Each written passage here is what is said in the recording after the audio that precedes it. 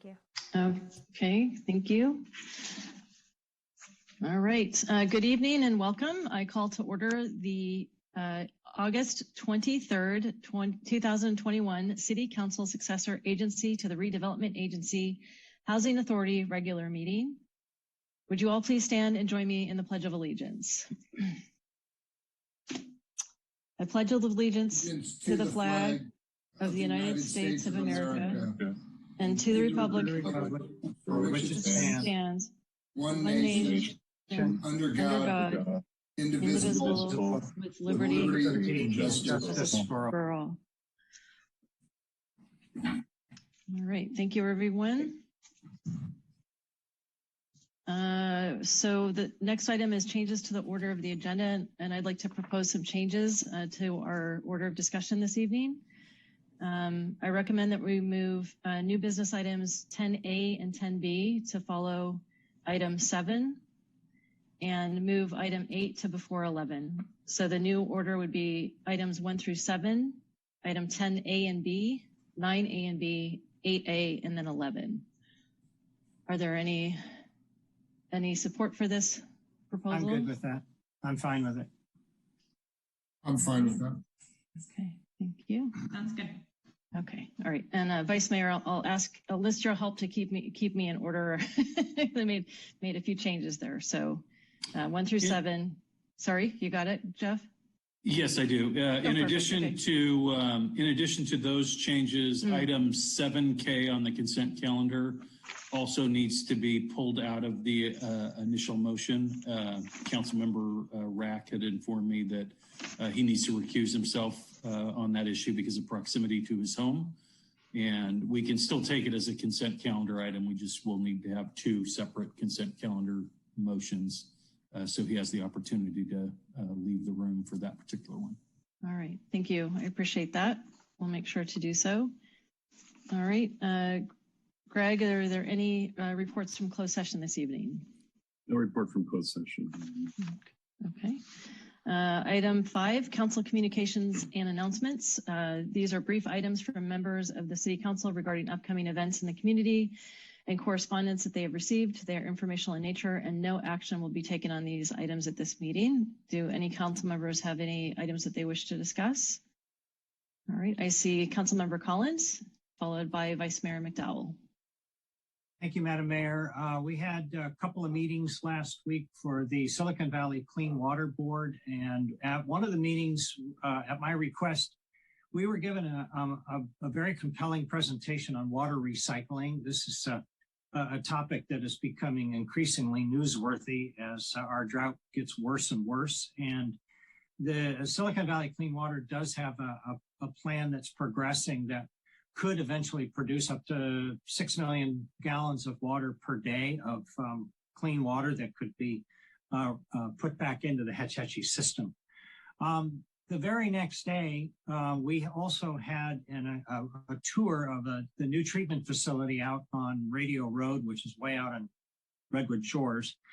And we had a visit by Michael Regan, who is the EPA administrator that was appointed by President Biden last March. And he was announcing these water infrastructure loans that we have qualified for.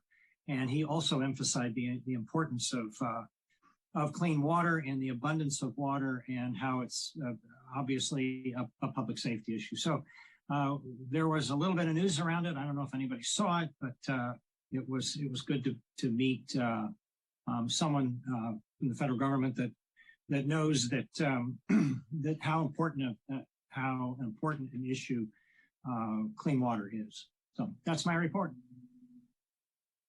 Great. Thank you, Councilmember Collins. Vice Mayor McDowell. Thank you, Madam Mayor.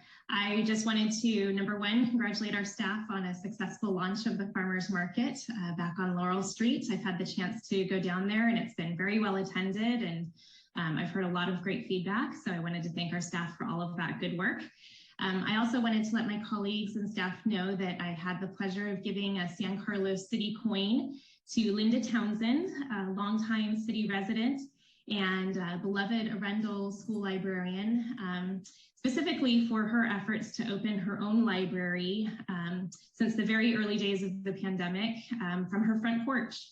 And it has just been a wonderful asset to our community. People of all ages have enjoyed going to her porch and finding books to read during the pandemic. And it was really important to me to recognize Linda's great service to our community. So thank you, Linda, if you're watching. And I know that everyone in our community appreciates your service too. Thanks, Madam Mayor. All right, thank you, Vice Mayor. All right, I don't see any further hands up, so we'll move on to the next item, which is public comment. So for persons wishing to address City Council on matters not on the agenda, may do so at this time. Each speaker is limited to 2 minutes. If the item you are speaking on is not listed on the agenda, please be advised that the City Council may briefly respond to statements made or questions posed as allowed under the Brown Act. The City's Council's general policies to refer staff for attention on the matter or have it placed on a future City Council agenda for more comprehensive action or report and public formal discussion and input at that time. Crystal, are there any members of the public who wish to make a public comment?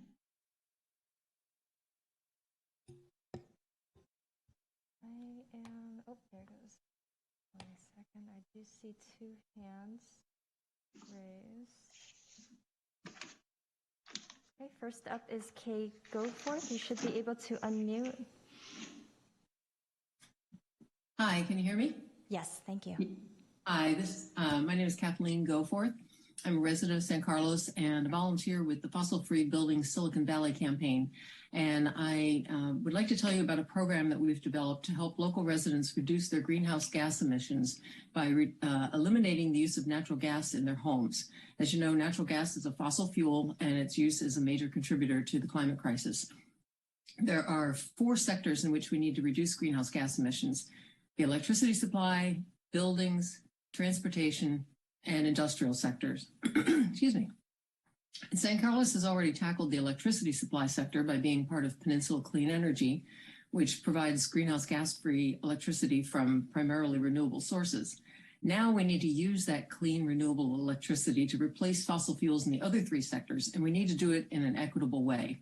Earlier this year, the City Council took an excellent first step by adopting a REACH code that requires new and reconstructed buildings to be all electric. And that was important, but to actually reduce greenhouse gas emissions, we need to stop using natural gas in our existing buildings. So to assist residents in doing this, Fossil Free Building Silicon Valley has started a volunteer electric home ambassador program. And through this program, local residents who've already replaced one or more of their home gas-powered heating, water heating, cooking, or other appliances with electric alternatives are available to answer questions from others who want to make the switch. This free service provides information on rebates, suggestions about how to get started, informal referrals to contractors, and recommendations on equipment. So if anyone would like to get in touch with a home electrification ambassador, they just need to go to fossilfreebuildings.org, scroll down to there's a button for the Electric Home Ambassador Program. You fill in a little form with your contact information, answer a couple of questions so we can see what kind of help you need, and then an ambassador will get in touch with you. So again, the website is fossilfreebuildings.org. And you might also see one of our yard signs as you're walking around town. If you scan the QR code on that sign, it'll take you directly to our website where you can find more information. So we look forward to hearing from any resident or council member who has questions about how to go electric. Thank you. All right. Thank you, Kathleen. Thank you, Kathleen. Next up is Zoe B. Should be able to unmute.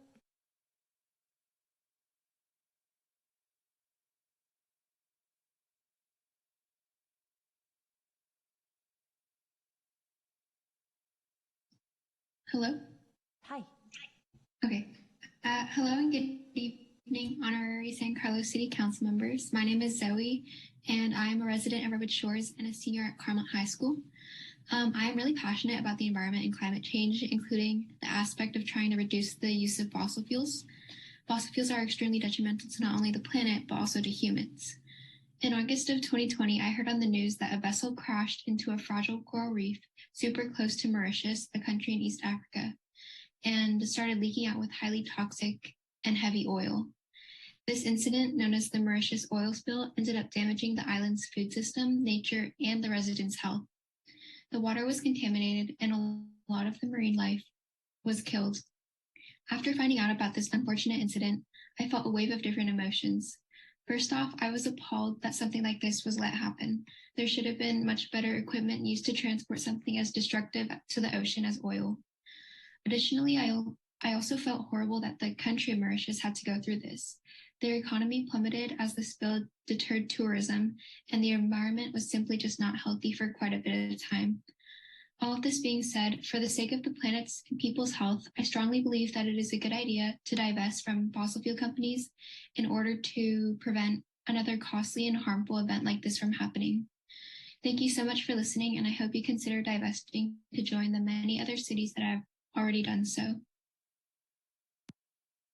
Thank you, Zoe. Thank you, Zoe. Next up, we have former San Carlos Councilmember and Mayor Mark Obert. You should be able to unmute. There you go. Thank you, Crystal. Can you hear me? Yes, thank you. Great. And how long does it take before I stop getting that preamble? But anyway, I appreciate that. Good evening, Mayor Palmer Lohan, Vice Mayor McDowell, and Council Members Rack, Collins, and Dugan. I hope you and your families are all doing well as can be expected during these crazy pandemic times. A week and a half ago, I attended a Central Labor Committee event honoring Raina Lehman on the eve of her well-deserved retirement. It was a great event, and I appreciated those of you who either showed up in person or expressed your gratitude to Raina for all she's done for the working men and women of San Mateo County. In reading through the banquet's program, however, I came across something interesting. There were a good number of ads from political candidates, as is to be expected with some big elections coming up. But I noticed the one for Mayor Palmer Lohan included the official San Carlos City seal. I understand the council can authorize the use of the seal for different purposes, but I'm sorry I missed the discussion when this usage was approved because it must have touched on some interesting aspects of the law. Can you please direct me to the meeting when this use of the city seal was approved? I'd like to listen to the discussion that took place. Thank you very much for your time tonight. Stay healthy and stay safe. Thank you, Mark. Thank you, Mark. Next up is Coleman Young. You should be able to unmute.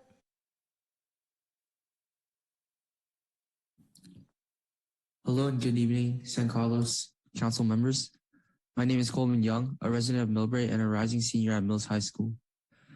Now, did you know that on average, plastic bags are used for 12 minutes, then stay untouched for the next few hundred years, mainly serving as a threat to wildlife, spreading toxins, and a factor of global warming? Fortunately, as of July 1st, 2019, the city of San Francisco had begun effectuating the ban on single-use plastic sales and distributions. They were also the first city to ban single-use plastic bags in 2007, and many cities followed suit, including Millbrae in 2012 and San Carlos in 2013.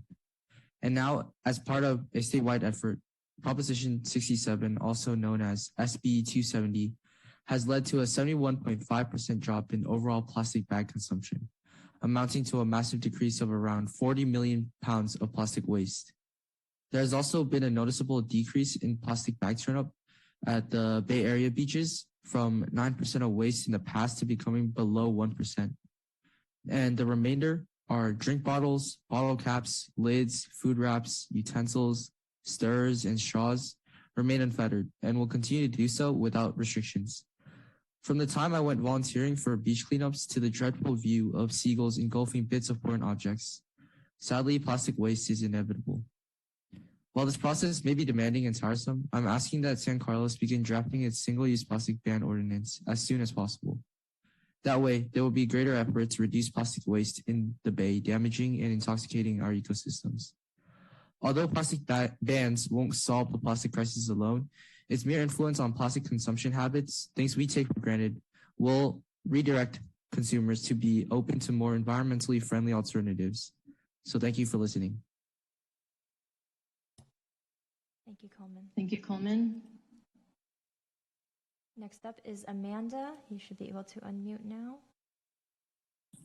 Okay. Hello and good evening, San Carlos City Council members. My name is Amanda Yu, and I'm a rising freshman at Stanford Online High School. I wanted to take a few minutes today and talk to you about a current problem that's becoming more and more prevalent: plastic. More than 500 million plastic straws are used every day around the world. The main issue with all of this plastic is the dangerous effects it's having on our world. Poor communities tend to live closer to areas that are heavily impacted by the negative effects of plastic. As a result, they unfairly have to suffer the consequences such as heavy air pollution due to plastic production and incineration. They're exposed to medical conditions such as asthma that they would have never gotten inflicted with before. When I was around 4 years old, I was hospitalized with severe asthma. I still remember lying in my hospital bed in the dark with tubes around my head, a hole from a straw poked into the back of my hand as I realized that it was getting harder to breathe. Almost immediately after I recovered, my brother was hospitalized with severe asthma as well.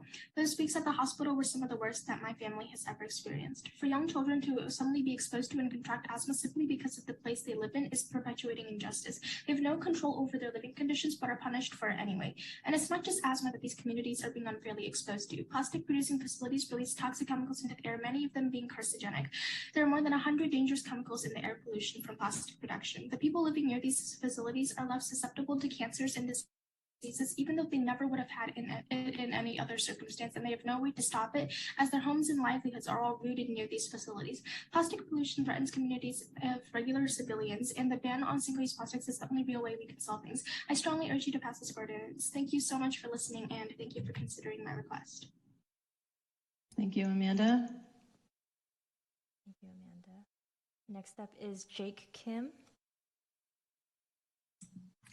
Hello.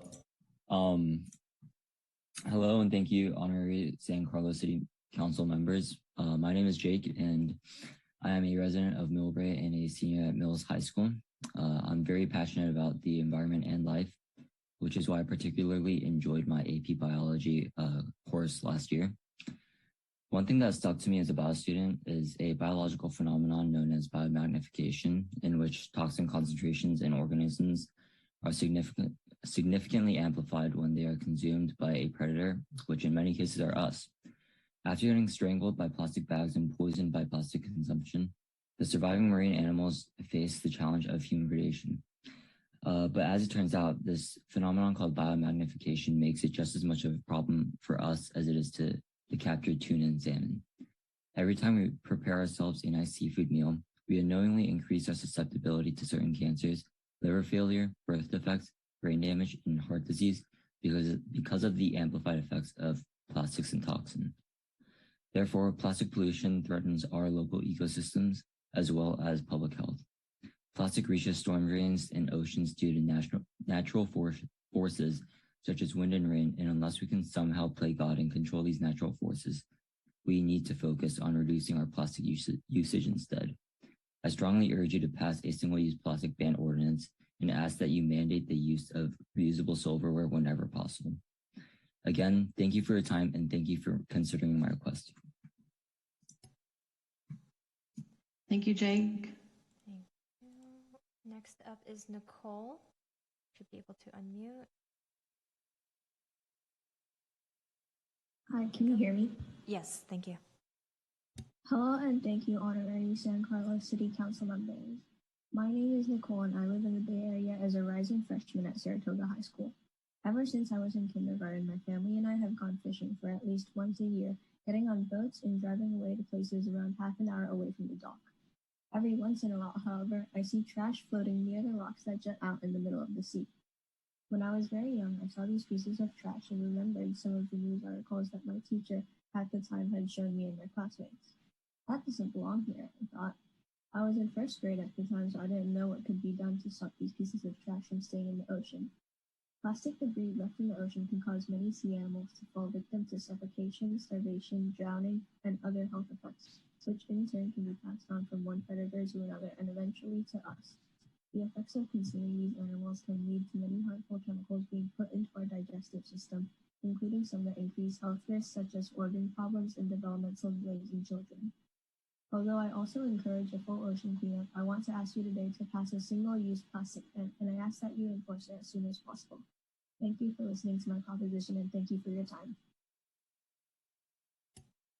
Thank you. Thank you. And she was, oh, actually, nope, one hand just came up. Victoria Lynn, you should be able to unmute.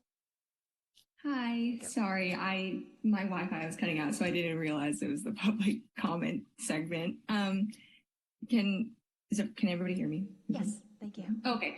Good morning, honorary San Carlos council members. My name is Victoria Lynn. I'm currently a senior at Mills High School and a member of the Bay Area Youth Climate Action Team. Even before this pandemic, single-use plastics were found scattered in all sorts of places, ranging from food packaging in our grocery stores to gutters in our very own bay. However, the need to decrease our consumption of plastic has only exponentially increased. The fact of the matter is that we're running out of space to throw away our trash. The COVID-19 pandemic has only escalated the situation as takeout meals have become even more popularized, resulting in even more single-use plastics being circulated in the form of plastic bags and utensils. The EPA reported that in 1 year alone, our total amount of trash generated in 2018 was 292.4 million tons, approximately 23.7 million tons more than the amount thrown away in 2017. The Global Citizen states that our nation is on track to run out of space in our landfills within the next 18 years.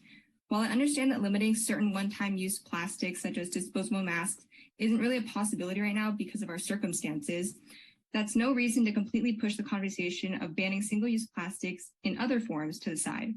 A whopping 91% of plastics is either never recycled or can't be fully recycled. This fact alone demonstrates that the inevitable threat of our cities filling to the brim with garbage will become our reality sooner than reports can say. Our world is becoming even more advanced every single day, and we must keep up with the pace. Plastics are a figment of the past. We now have the technology to make biodegradable foodware and reusable everyday products. The time to act is now. I strongly encourage you to pass the plastics ordinance. Thank you all for your time. Thank you. Thank you. And she was our last speaker. Okay. All right. Thank you. So at this point, now we'll move to the consent calendar. So what I would suggest is that we take Adam, I understand you have to recuse yourself for item K, so shall we do that now and then we'll come back to the rest of the items? Jump off for a second? Yeah, sure. And then, okay. All right, so at this point in time, I'll entertain a motion for consent calendar item 7. Madam Mayor, I'll move. Go ahead, Ron. Go ahead. I'll move that we approve the consent calendar items A through N with the exception of item K. So we're doing it the other way around. Adam's recused. Oh, all right. I apologize. We're going to just we're going to approve. I propose that we approve consent calendar item K. And having said that, I probably should have let Sarah do it. I second Ron's excellent motion. All right. Thank you. Crystal, can you please call the roll? Councilmember Collins? Yes. Councilmember Dugan? Yes. Councilmember Rack has been recused. Vice Mayor McDowell? Yes. Mayor Parmer-Lohan? Yes. Okay. All right. And Crystal, can you let Adam know that we've moved on? Okay.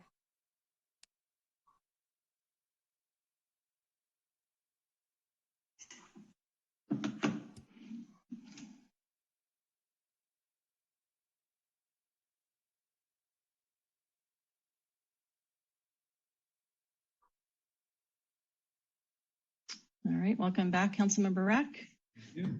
All right, at this time, I'll entertain a motion for the balance of consent calendar items, assuming none others need to be pulled.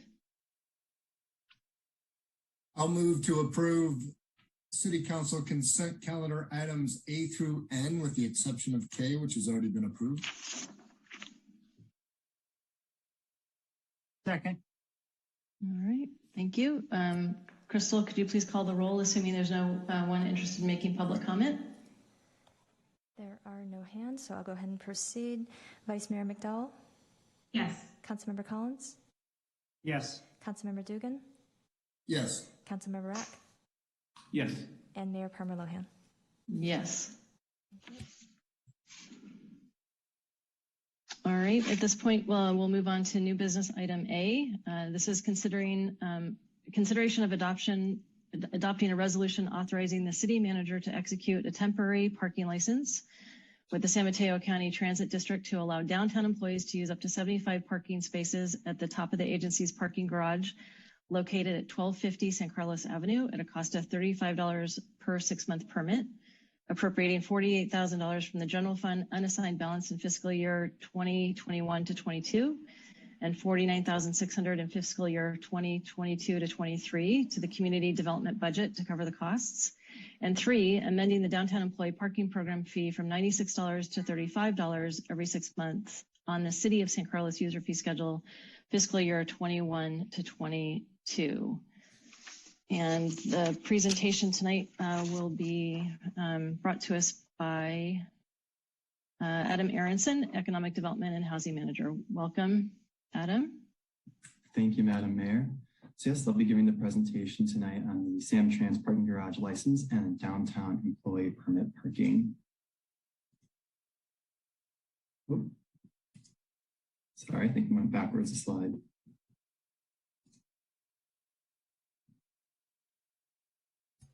Okay, that's weird. Hold on a second to me. You somehow jumped. There it goes.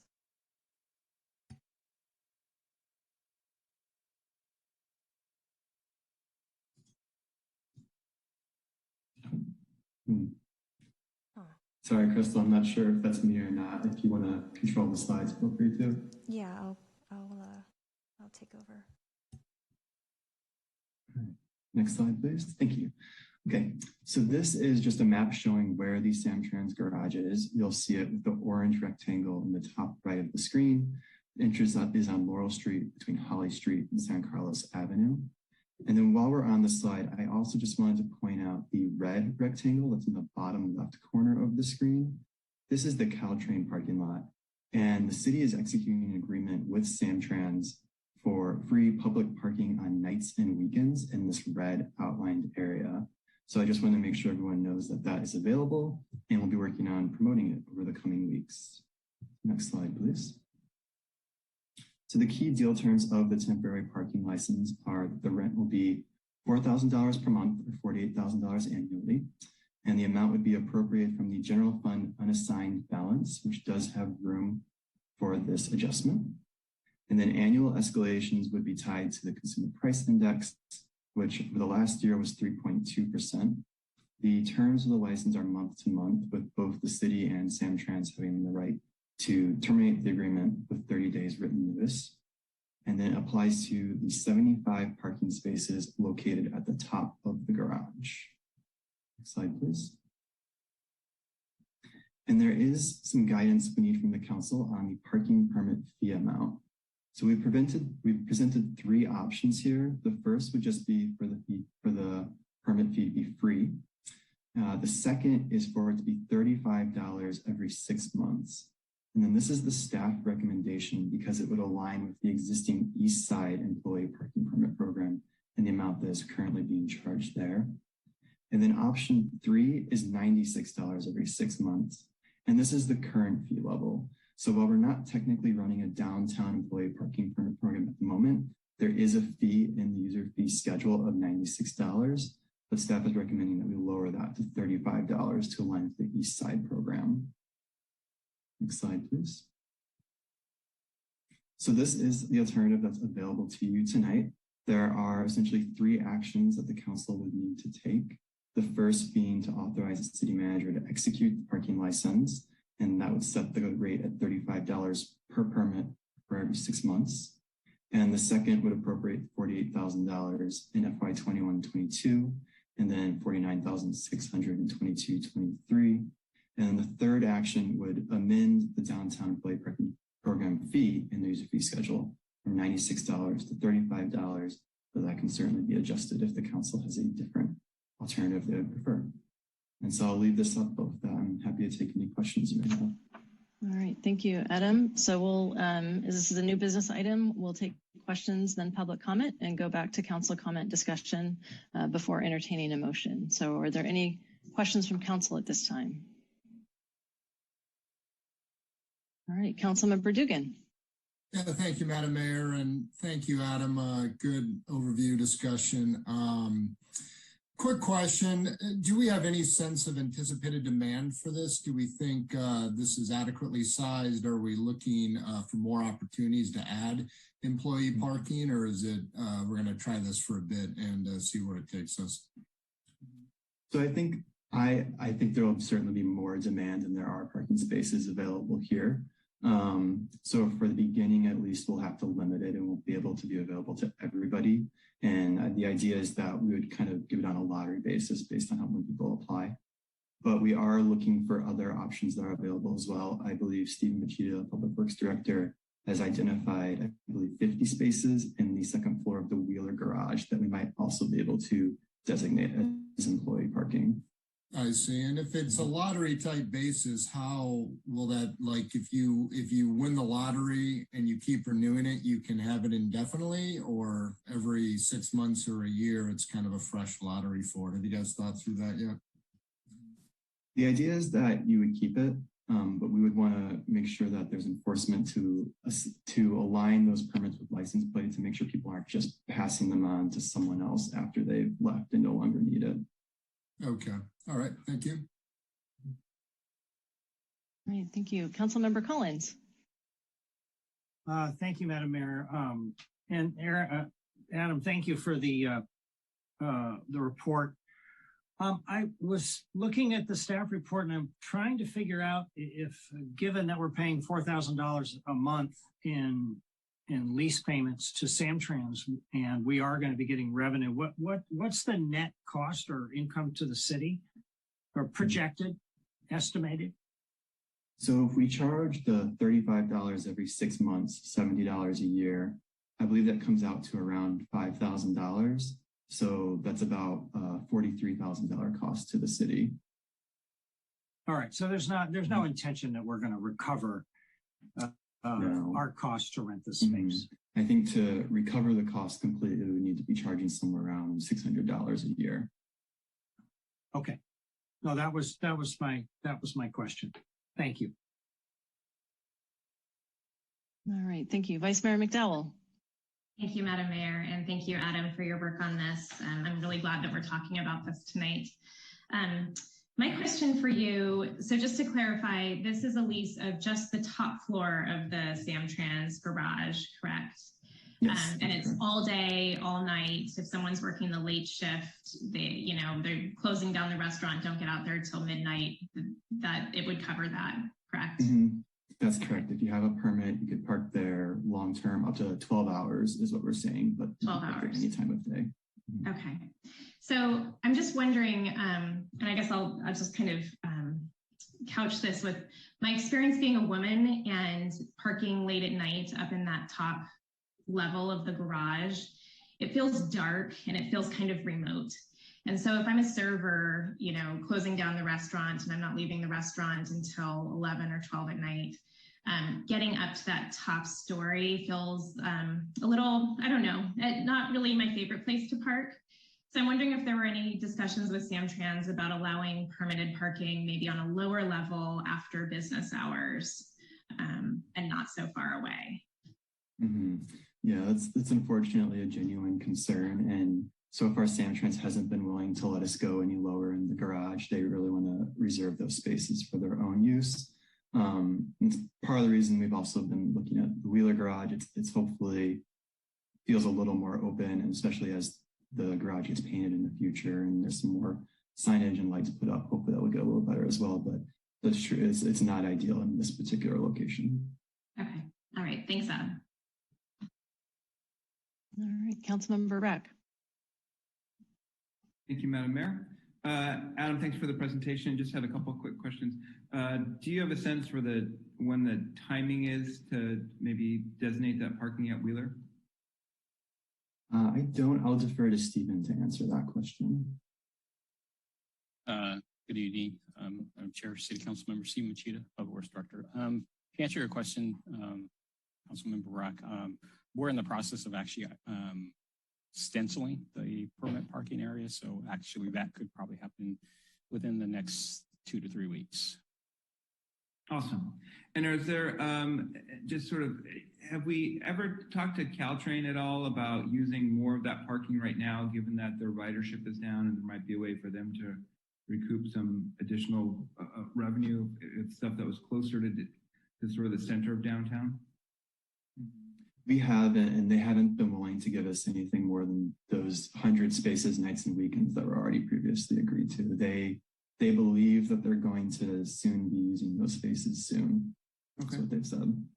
And then, thank you. And then just lastly, in terms of once we get let's say this gets approved for the 75 and then we have another 50 at Wheeler, is there, and maybe this is a question for the chief, is there a plan to sort of do some more enforcement around employee parking or parking, sort of short-term parking, and then also, are we going to maybe communicate that more out that, hey, these opportunities are there and what kind of, because I want to understand how we're incentivizing also the employees and the employers to work together to utilize these parking spaces. Yeah, we certainly plan to market these spaces, both generally to those employees that work in the downtown, but also directly to businesses through either emails and flyers and the council newsletter and things like that, but signage as well. With regards to enforcement, I'll defer that to either Stephen or the chief to answer.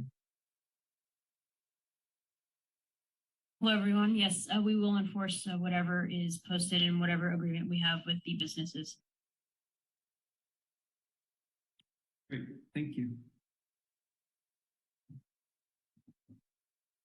All right, I don't see any additional hands raised from council for questions, Crystal. So are there any members of the public who wish to make a comment on this item at this time? I am not seeing any hands. Okay, thank you. So at this time, I think we can move to council comment and discussion. Who would like to open it up?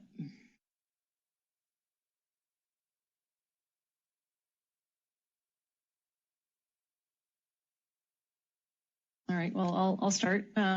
So I want to thank staff for bringing this forward in conversations with, many of the business owners and restaurants downtown, as well as residents, people who enjoy our downtown area. I've heard that parking continues to be a bit of an issue.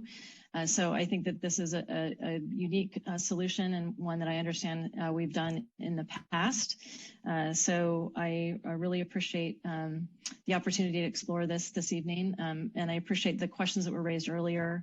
In particular, Vice Mayor McDowell, I think you raised some really good points about just safety issues in general. So if there's things that we can do to try to enhance the program from a safety perspective, that would be interesting to me as well. And I also think bringing it in line with the other fee-based program that we have in play makes sense to me. So with that, it looks like Councilmember Dugan and then Councilmember Collins.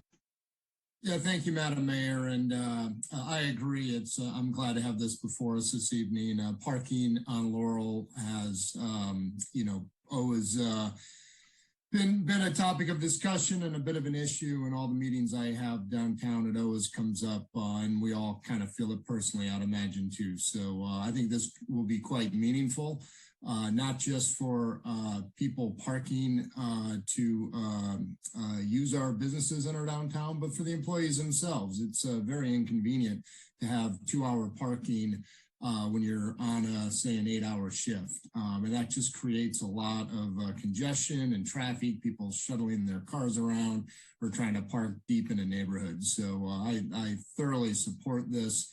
I hope it's a start. We'll see what the demand is. I very much support doing more of this, and I'm happy to subsidize it at the $35 level in parity with the East Side. And if there are opportunities with Caltrain or to find a better rate or something, by all means, but I'm happy to make this investment in the town. And if there is anything we can do to improve security or look at lighting or anything else we can do to make this a better program, I would fully support that as well. Thank you. Councilmember Collins. Thank you, Madam Mayor. I just wanted to say that I think this is a good item that we brought forward, and I'm in support of staff's proposal. All right, Vice Mayor McDowell. Thank you, Ron. You were very succinct. I too appreciate this creative solution. I really appreciate, I don't know if the subcommittee, I'm sure they worked on this. I appreciate everyone's time kind of looking at ways to relieve pressure on the downtown. So I'm appreciative of that. I am glad to hear that we're just taking a look at Wheeler Plaza too, because that second story of parking has so far been underutilized. I support making the fee equal to that charged to the East Side businesses. I appreciate everyone's support for kind of looking at increasing safety on the top level of the Samtrans garage. Perhaps we can look at, you know, our sheriff's office kind of doing some drive-throughs at night too. Anything that can be done to make people feel a little safer up there would be wonderful. And I also note that we entered into an MOU with Samtrans, as Adam mentioned. If demand is just overwhelming for this program, I'd also support looking at possibly a weekend permit employee parking over there to kind of help meet the demand. So thank you. All right, thank you. All right, any further discussion? All right, I'd be willing to entertain a motion at this point. Madam Mayor, I move to adopt Resolution 2021-78. Resolution 78, a resolution of the City Council of the City of San Carlos authorizing the city manager to execute a temporary parking license with the San Mateo County Transit District to allow downtown employees to use up to 75 parking spaces at the top of the agency's parking garage at 1250 San Carlos Avenue at a cost of $35 per 6-month permit, appropriating $48,000 from the general fund unassigned balance in fiscal year 2021-2022 and $49,600 in fiscal year 2022-2023 to the community development budget to cover the costs. And amending the downtown employee parking program fee from $96 to $35 every 6 months in the City of San Carlos user fee schedule for fiscal year 2021-2022. I'll second that. Right. Any further discussion? All right, Crystal, could you please call the roll? Councilmember Dugan? Yes. Councilmember Rack? Yes. Vice Mayor McDowell? Yes. Councilmember Collins? Yes. And Mayor Palmer Lohan? Yes. All right, thank you. So that moves us to item 10B, consideration of adopting a memorandum of understanding between the City of San Carlos and the American Local 856 Freight Checkers, Clerical Employees and Helpers Union International Brotherhood of Teamsters unit for the period of September 1st, 2021 through August 31st, 2023. And presenting on this item tonight is Rebecca Mendenhall, Administrative Services Director. Welcome, Rebecca. Thank you. Good evening, Mayor and City Council. Rebecca Mendenhall, Administrative Services Director. Tonight is the consideration of the Memorandum of Understanding, or the MOU, with our Teamsters unit. The Teamsters unit includes 19 budgeted positions that include the mechanic, the maintenance workers, and our senior maintenance workers. Before I go into the provisions, I'd like to thank the employees of this unit who've worked with us to reach this agreement. The existing MOU is set to expire as of August 31st this year. So this new agreement calls for a 2-year term with a 3-year COLA increase each year. 2 years ago, the council agreed to the terms of a side letter, which changed the overtime definition to allow for the inclusion of certain types of paid leave to be included in the overtime calculation. This MOU incorporates that side letter language into the agreement, so there is no change in benefit. Next slide, please. Similar to the other units, our AFSCME confidential and management units, the city has agreed that employees can make a one-time election to cash out vacation in an amount up to 40 hours in accordance with IRS regulations. This will allow employees to liquidate some of their vacation that's been building up while we were under the shelter-in-place orders. Also included is a new benefit for a deferred comp matching program, up to $50 per biweekly pay period. Next slide. And finally, the Teamsters unit opted out of the voluntary employee benefit program, or the VIVA program, effective September 1st. This was a benefit that was set up several years ago at no cost to the city, where employees could convert vacation time into a retirement health savings account at a maximum of $200 a year. Over time, this unit has determined that this is a benefit they no longer wish to continue. The total cost of the changes for this MOU is $96,600 in the first year and $100,000 in the second year. That concludes my presentation. I'm happy to answer any questions at this time. All right, are there any questions from council?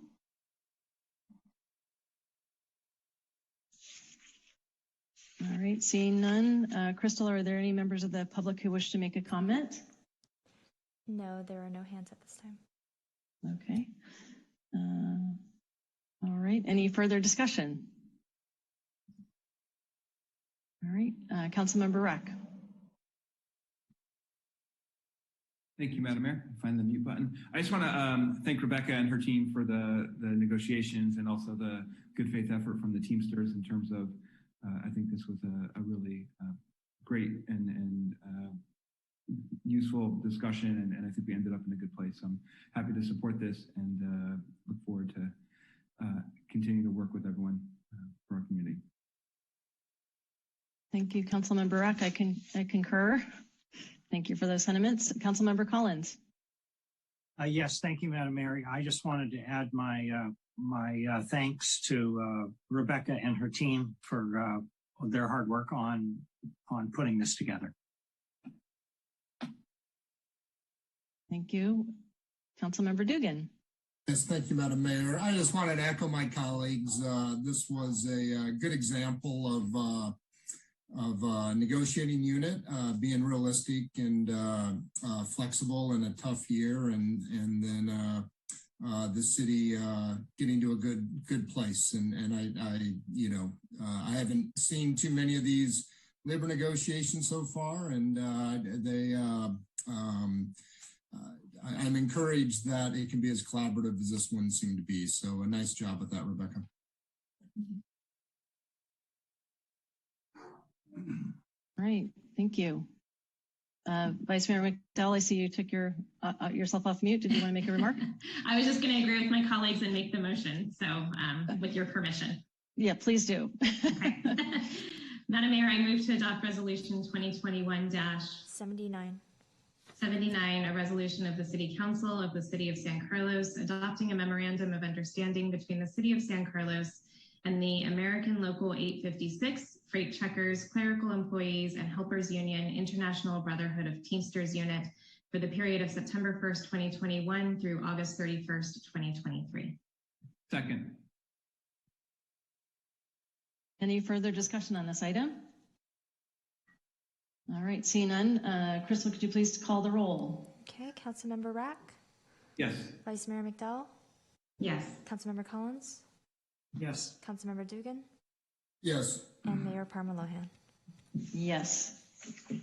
All right, thank you. All right, so with that, we'll move to study session 9A. Discuss the model ordinance recently adopted by the County of San Mateo limiting the distribution of disposable food serviceware. And presenting on this item this evening is Stephen Machida, Public Works Director. Welcome, Stephen. Not quite, it'll be me presenting on this evening. No problem. Stephen probably was panicking there, but good evening. Members of the City Council, my name is Adam Lokarma, Management Analyst in the City Manager's Office. And I'll be giving the presentation this evening on the effort across our county to limit the distribution of single-use disposable foodware. Looks like there's some issue with Zoom and the remote control tonight, so I'll go ahead and take over that, Adam.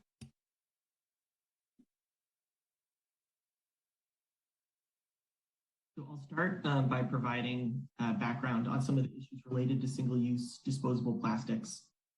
Many single-use disposable plastics are used just once before they become waste. That takes years to break down and are a major contributor to street litter. When it rains, that plastic can end up polluting our creeks and eventually the bay, where they can have negative impacts on wildlife. Plastics in the ocean eventually break down into microplastics that can be ingested by sea life, ending up in our food and eventually our bodies, having negative health impacts.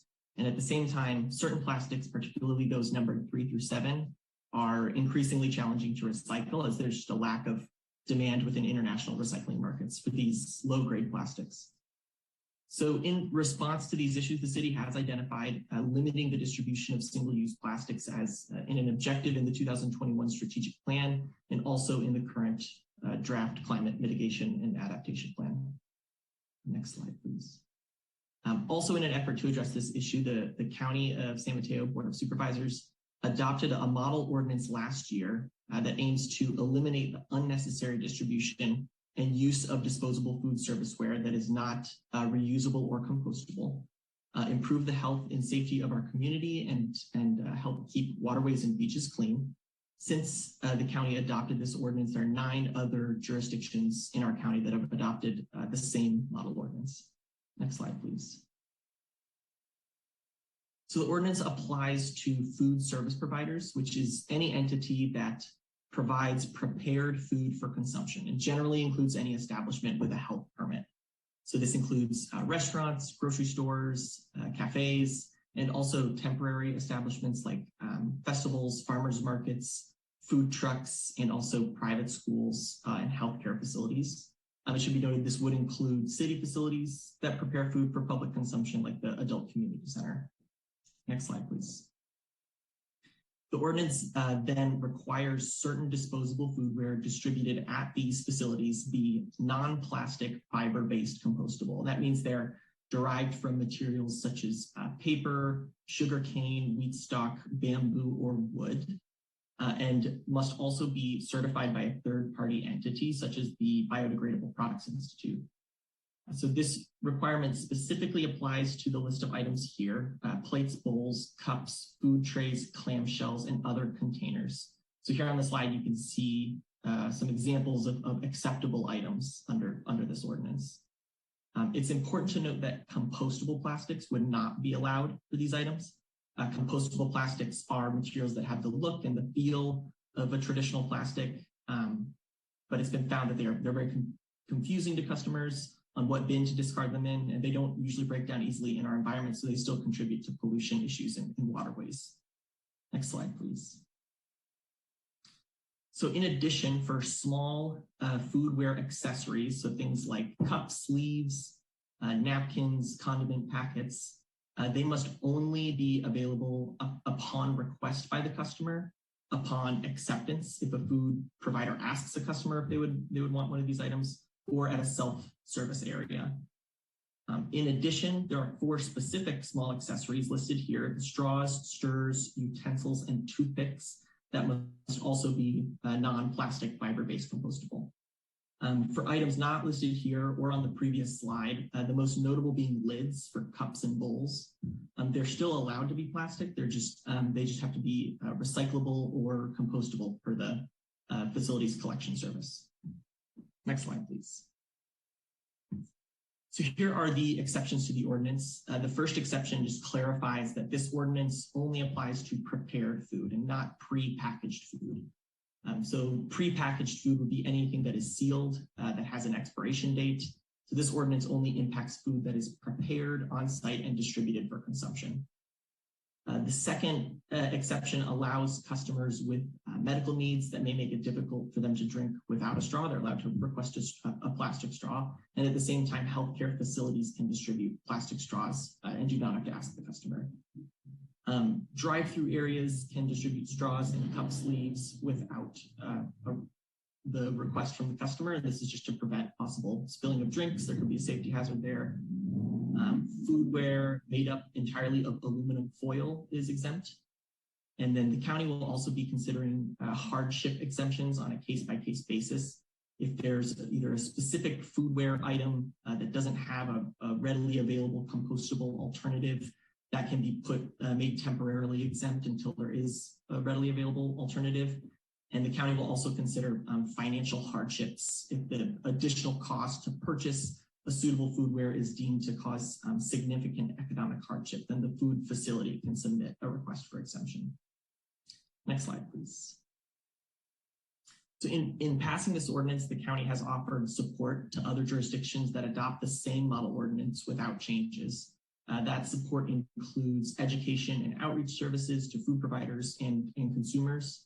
The county has contracted with a company called Environmental Innovations. They're going to be providing mailers, hosting workshops, developing a resource guide, providing really one-on-one direct support, keeping a list of acceptable products on the county website, just to support food providers during this transition. The county is also offering direct technical and limited financial support to food providers through their Foodware Aware program to forego disposable foodware entirely and transition to reusable foodware. And they're also offering to provide enforcement services for jurisdictions that adopt the same ordinance. So the enforcement of this ordinance would be complaint-based, with the county relying primarily on education and direct support to ensure compliance. So to take advantage of this enforcement services, the city would have to enter into an MOU with the county, which is the same format we currently have for our polystyrene ban and our disposable plastic bag ordinance. Next slide, please. As I mentioned before, there are 9 other jurisdictions in our county that have adopted this same model ordinance, and they're shown here along with their ordinance effective date. Most cities have chosen to align their effective date with the county, which is in March 2022. The exceptions being Half Moon Bay, they just started enforcing their ordinance last month, and the city of San Mateo that chose to put off their effective date until October 2022. Next slide, please. So tonight we're here to answer any of your questions you might have about this model ordinance, and this effort will brought to seek council direction. Should council direct staff to move forward with adopting this model ordinance, we can return at a later council meeting for ordinance introduction. Next slide. And that concludes my presentation. I'm joined this evening by Unsu Lim, a senior sustainability specialist with the County Office of Sustainability, and we're both available to answer any questions you may have. Thank you, Adam. And again, my apologies for misappropriating you earlier this evening when I introduced you. So thank you for the very thorough presentation this evening. All right, lots of hands up on this, and I apologize. I missed the order, so I'm just going to go with what I think it is, which is starting off with Councilmember Rack, followed by Collins, Vice Mayor McDowell, and then Councilmember Dugan. Thank you, Madam Mayor. And Adam, thanks for the presentation. I appreciate that. It was very thorough. Had a couple of questions just so I'm clear on a couple of things. So one, we're only talking about prepared foods. And so I guess you've got grocery stores who also have, they can still sell plastic plates, plastic forks, knives in bulk on their shelves. Is that correct? That's right. Yeah, it's just for the actual foodware itself. So if it's a grocery store, think of like a salad bar or hot food to go or something like that. And we're not looking at sort of plastic bags that are used for fruits and vegetables that sort of, if you go to the store and say, I'm going to grab 2 lemons, that doesn't have to be compostable in terms of following the county model ordinance. No, that's right. This doesn't pertain to the produce bags. Okay.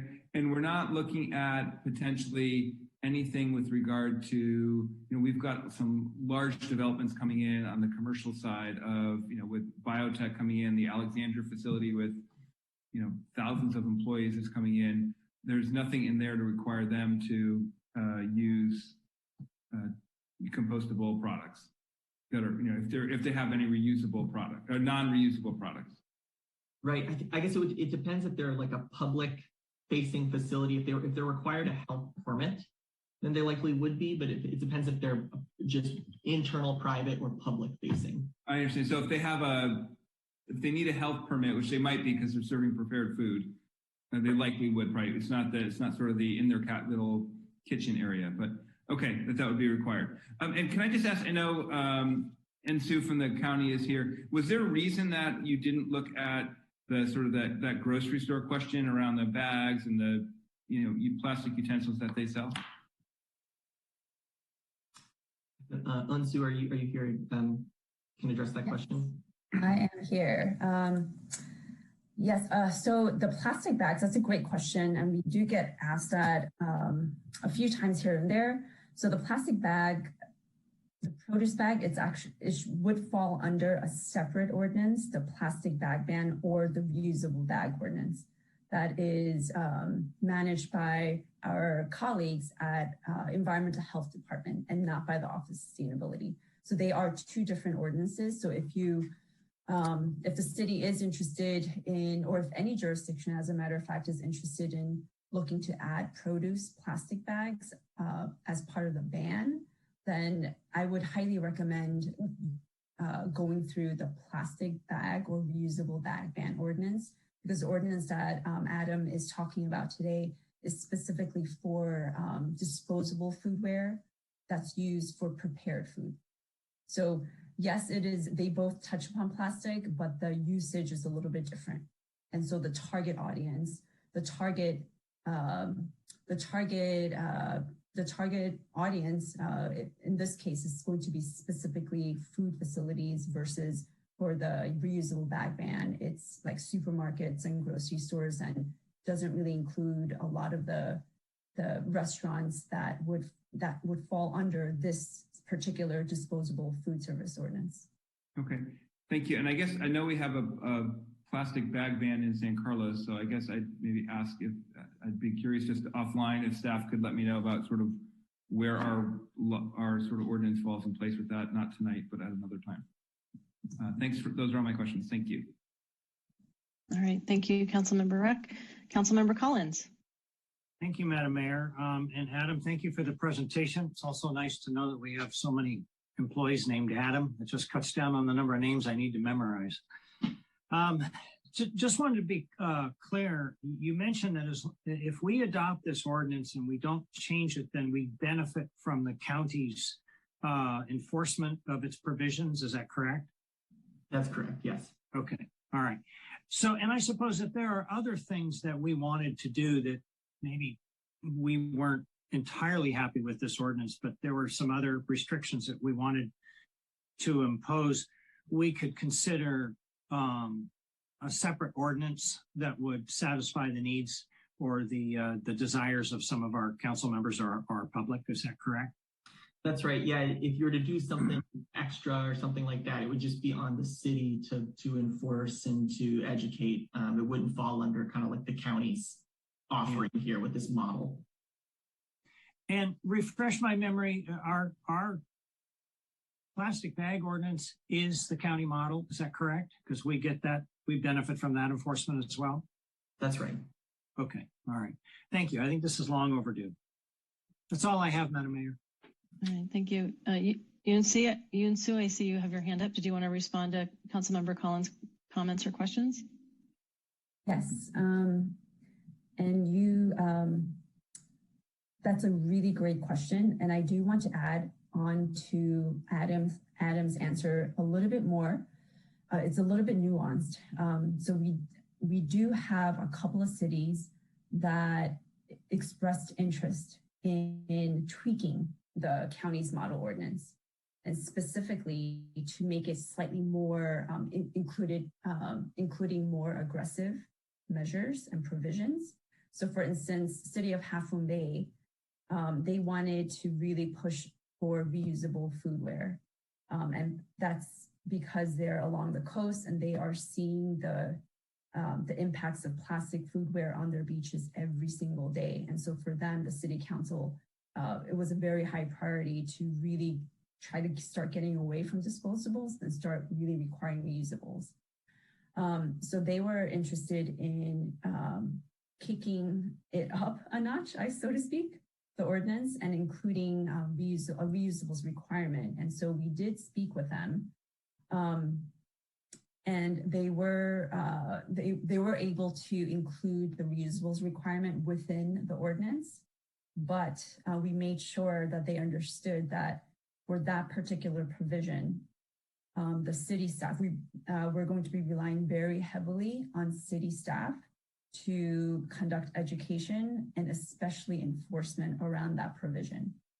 So if a city is interested in going beyond putting in more aggressive provisions within the model counties ordinance, the county, we are very definitely open to have that discussion. But I do want to bring up the, make it clear that any additional provisions that go beyond the county's provision, we are going to be looking very heavily towards city staff to conduct education as well as enforcement around those provisions. But it can be done. It really depends on what it is and how the county and city staff can collaborate on it. Thank you. Sue, that was very helpful. All right, Vice Mayor McDowell, and then we'll go to Councilmember Dugan. Thank you, Madam Mayor. Adam, thank you so much for the presentation. I have two quick questions. I noticed in the staff report that in the outreach portion, a letter was sent out to 154 food service providers in town, and I'm wondering if you heard any feedback so far on that letter that was sent out. We have not heard any feedback yet. Okay, great. And then I think the plastic bag ordinance was before my time on the council. Can you just remind me what it bans grocery store single-use bags? We received a lot of public comments on that. So if you just have a quick summary of what is currently banned with the bags, I'd appreciate it. Sure, it's a disposable plastic bag ban at grocery stores. So you may still see plastic bags at restaurants, in takeout, and you may still see plastic bags at grocery stores of a certain thickness, because once they're of a certain thickness, they're considered reusable. But the real flimsy disposable plastic bags are banned from grocery stores. Okay, great. Thanks, Adam. Thank you, Madam Mayor. All right, thank you. Councilmember Dugan. Yes, thank you, Madam Mayor. And thank you, Adam, for the report. Yeah, I'm glad to hear we haven't received any strenuous feedback from our restaurants, and I'm glad we've already started our outreach on that. Do we have any understanding of what kind of imposition this might be in our restaurants? I'm generally supportive of this, but it is an awkward time to be laying new requirements on restaurants. Are these substitute items readily available? Are the costs comparable? Is there any understanding of what kind of burden this may be on the average restaurant? Yes, so first, the items in the ordinance, there's a very specific list. Those are chosen because there are readily available compostable alternatives. They are more expensive than plastic counterparts. The extent to which varies depending on the item. The ordinance is written in such a way that it does require, in some instances, a more expensive foodware item, but also attempts to limit the distribution through the requirements on small accessories. So hopefully there's some, recouping some cost savings there by just reducing the amount that is distributed. And then there are the exceptions, financial hardship exceptions, and then on a case-by-case basis, if a food provider has a unique item that there just isn't something that's available, the county can consider, and they have a list already of kind of temporary exceptions that there just aren't good alternatives on the market. So trying to make it as feasible as possible. Okay, thank you. And do we have any sense of, how much enforcement will be required to get something like this working? And it sounds like our plan may be to leverage the county resources for enforcement. So a secondary question is, what will the cost be to San Carlos if we go ahead and hire the county in this capacity? The free of cost is my understanding, and Sue, you may correct me, but for enforcement services. And then Unsu, maybe you could talk a little bit about, I guess, so far enforcement in Half Moon Bay and how that's been going. Absolutely. And yes, Adam is correct in saying it's free. Free for the city. So as Adam mentioned in his presentation, if a city jurisdiction decides to adopt the county's ordinance for their jurisdiction, then the county, we will offer to conduct both education as well as enforcement. We'll take the lead in those areas, of course, with coordination with city staff.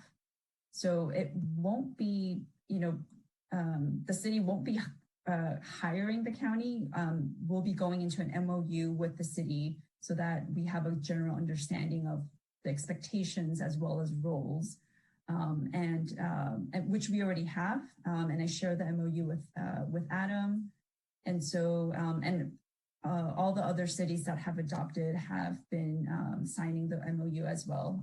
The MOU clearly lays out all the expectations as well as roles for both parties, the county as well as the city. And as for enforcement, it is complaint-based, so we will be relying heavily on our public to share with us and report to us any food facilities that are not complying. And so in Half Moon Bay, it's still a little bit too early to tell because they literally started enforcing a month and a half ago. And we're still giving a lot of flexibility in terms of providing extra help to some of the food facilities that need additional time. So we haven't enforced anything so far. And we're really front loading a lot of education and technical assistance. And we're hoping that will help offset the enforcement or the hard enforcement, so to speak, that we may need to do later on. So we're going to be reserving the hard enforcement really for those repeated violators who still, after multiple attempts of trying to reach out to them and educating them, still refuse to come into compliance. Okay, thank you very much. Thank you. Really good questions from council tonight. I appreciate the exploration on the various aspects of this. One question I had was around the survey. So my understanding, I heard you say that there wasn't much feedback from, if any, from the restaurants. In that survey, was there any question with respect to reusables? Because it strikes me that adds a completely different element to the workflow. So for example, if a restaurant is reliant upon takeout materials, and then we move to a requirement for reusables for, I guess, dine-in is the model. There could be some additional, costs and infrastructure that are required for that. So could you help me understand if there was any line of questioning in the survey that went out to them about the use of reusables? I want to clarify, we haven't surveyed businesses yet. We've just sent a letter notifying businesses I see. Session and inviting them to participate and ask questions. I see. Okay, I was under the impression a survey had gone out. So would it be possible then to include something with respect to reusables, just to get a sense of where they are? Certainly, yes. Okay, all right. Okay. All right. So I didn't have any other questions. Everyone asked such thorough questions. I don't have any additional at this point. Any other council members have a question? Nope. Okay. So Crystal, anyone wish to make public comment on this item? Yes, we have one hand up at the moment. Kathleen Goforth, you should be able to unmute. Hi, thank you. I am really delighted to hear that the council is considering adopting this ordinance, and I appreciate the discussion about it.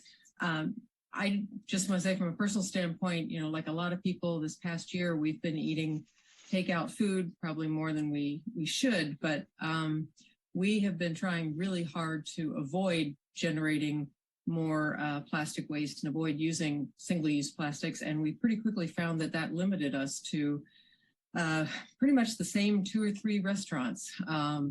So to the extent that this ordinance would encourage or require all of our restaurants to start using compostables, that would be wonderful, because I'm really getting tired of eating the same 3 types of food all the time. And this would give us a whole lot more options.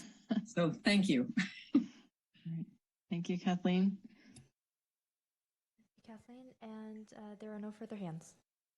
Okay, thank you, Crystal. All right, any additional discussion from council on this? Provide feedback to staff. Councilmember Dugan and then Councilmember Rack. Great, thank you, Madam Mayor. I would just say I'm generally supportive of this, but I definitely want to make sure our outreach to our restaurants is good and thorough. I don't have a great understanding of if this is a significant burden or not. If we do get feedback from restaurants, the timing of when we do this is something I would want us to look at, just given it is a tough season for restaurants and many are still in recovery mode. But directionally, I'm certainly supportive of this ordinance. And I think the county's done a nice job of doing the hard lifting on this, and the fact they'll partner with us on enforcement and education is terrific. So in that sense, I am supportive of moving forward. All right, thank you. Councilmember Rack, and then we'll go to Councilmember Collins, followed by Vice Mayor McDowell. Thank you, Madam Mayor. And I again appreciate all the comments and the questions. That was good, thorough. I'm certainly supportive of moving forward with the county ordinance for this. I guess my only question will come in around the timing of when we sort of would put that in place, because while I'm sort of eager to get it in place as soon as possible, I'm also recognize that some of the restaurants have inventory and other things that they have a cost associated with that. So I want to just find the right balance about that. But so the sooner we can do it, the better, but being mindful of that impact. Thank you, Councilmember Rack. Councilmember Collins. Thank you, Madam Mayor. Actually, Adam asked my question, and so I won't re-ask it. Thanks. All right, thank you. Vice Mayor McDowell. Thank you, Madam Mayor. I just wanted to echo what my colleague said. I think that this is an important part of our climate mitigation and adaptation plan. So I'm glad that we're taking action on this evening. I appreciate that this has been brought forward. I like the education and outreach services that are provided by the county. So I want to thank the county for that. I noted that the county's start date isn't until March 25th of 2022, which is several months down the road. So I would, I'm open to setting that as our target. I think that once we do more outreach and more reaching out to the businesses, that they will probably start transitioning sooner than later. But I agree that we do need to give them a grace period to make that transition. So, but looking forward to more business outreach on this as well. So thank you. All right, thank you. It sounds like we have general alignment around moving forward with this program. I am really appreciative, especially of the youth who called in this evening to talk about this. It's remarkable when I read in the packet that 2/3 of the litter that's found in the street is related to takeout food waste. So now it's never been a better time to address this, and especially with our limits when it comes to landfill, and anything we can do to reduce that, I think would be great. I think that the county's approach to this is very robust, the enforcement and education piece. I think I really appreciate the infrastructure that's coming forward along with that. I agree with Councilmember Rack that we look at the timing around this because, again, from a if they have existing inventory, making sure that they can take that down. And also to Councilmember Dugan's part with the potential costs associated with this, my hope is that there's solutions for these establishments that are comparable to the existing foodware. And then from a timing perspective, I think the survey would be curious to help us understand when would be around the right time. I agree with Vice Mayor McDowell. If we could be aggressive around it, it would be great. I also don't want it to be a hardship for our business community. There was something else I was going to mention, but it slipped my mind. The durable, the reusable. It would be good to get also a read from some of the restaurants on the reusable, because my sense is that's going to be the next wave of policy changes that we're going to find coming through our broader community. So I'd be curious to see where our business owners are on that in that survey. So with that, Greg, can you give us a sense of kind of what, from a kind of shaping this ordinance, what you see as the next steps after gathering community input? Well, the next step would be for me to review the model ordinance thoroughly and provide the council with options on the introduction and adoption of the ordinance. I think one of the attractive things about these model ordinances, as we've learned with the reusable plastic bag ordinances, the county's enforcement is key. And when we deviate from the county ordinance, it kind of the model ordinance, it kind of defeats the purpose in some ways, because if we have one particular change, we have to enforce that as part of through my office. It has to be enforced. The county will not enforce it. And it can, and we would want to be mindful of potentially having different regulations than other cities that in the area too, as well. That sometimes becomes an issue. But basically, we would bring forward the model ordinance based on this direction. Okay, thank you. All right, any further comment or discussion on this item before we move on? All right, thank you. Very much appreciated it. All right, so the next item is, I think now it's time for Stephen Machida to talk to us about. Good evening, Madam Mayor and City Council members. Stephen Machida, Public Works Director. So I'm going to actually be doing a very short presentation on the solid waste rate reduction program, and looking at some of the other interviews that we had with other cities in regards to their program, as well as providing some options that the city may wish to consider for future discounts. So next slide, please. So the solid waste reduction program, our program offers a 10% discount to qualifying low income households on their ecology bill. The average monthly discount is about $2.61 per household of the 122 households currently participating. Next, please. So I just wanted to point out that San Carlos was one of the first cities to actually implement a solid waste reduction program back in 2014. As I mentioned, we did do a survey, and we found Menlo Park just recently, actually probably 2 years ago, actually modeled their program after what City of San Carlos actually had done. And then, as you can see, the other four communities, Mountain View, Ecology, San Francisco, the City of Santa Clara, and Emeryville, have their own program. But the San Carlos program, we, as I mentioned earlier, we offer 10%. Menlo Park offers a 20% discount. Mountain View has a one-time only $50 credit for based on their water, sewer, and solid waste rates. Ecology San Francisco's 25% reduction. Santa Clara, $3 per month, and Emeryville as 12.5%. And this is all based on PG&E's CARES program. So next slide, please. So the reason why this is coming back to you is back in May 24th, we actually had brought forth to council a 6% annual increase for the solid waste that we're charging to our community. But the council also wanted to request a kind of a review of the current program and really kind of evaluate whether our current discount is appropriate. Next slide, please. So currently, our average program, as I mentioned earlier, we have 122 households participating, and we average about 15 households a year. These are new applications. We advertise through the Recology inserts, which you may have seen, any billing messages on the bills themselves through our social media and our city website and newsletter. The residents must submit a proof of participation in the PG&E's CARE program, which from a PG&E standpoint, they offer a 20% reduction in electric rates to low-income households. Next slide, please. So I'm showing you this table. So this is, as I mentioned, we follow kind of the PG&E CARE program, but this kind of shows the income limit for the various number of households. And then just for comparison purposes, we also listed the San Mateo County limit, and this is 30% of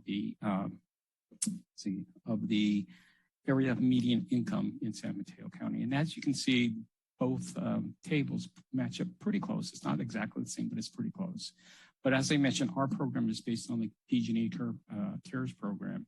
We don't really look at any of the income nor the number of household, number of people in the household. We just want to make sure that the people do participate actually have gone through the CARES program and it is a valid application. So next slide, please. So the specifics program that we have in San Carlos is, so currently, as I mentioned, we have a 10% discount. And that in the first column there, a participant would normally see about a $31.21 savings during currently, and that's over the 122 household. And so basically, there is about $3,800 that would be actually the city council pays for the discount. Now, looking at for next year, 2022, that's assuming a 6% increase that went into effect on August 1st of this year, as well as another 6% increase on January 1st.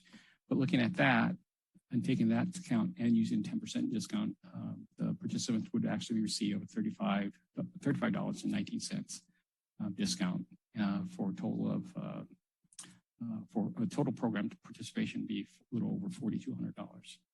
And then if we look up more, would have 20% discount in 2022.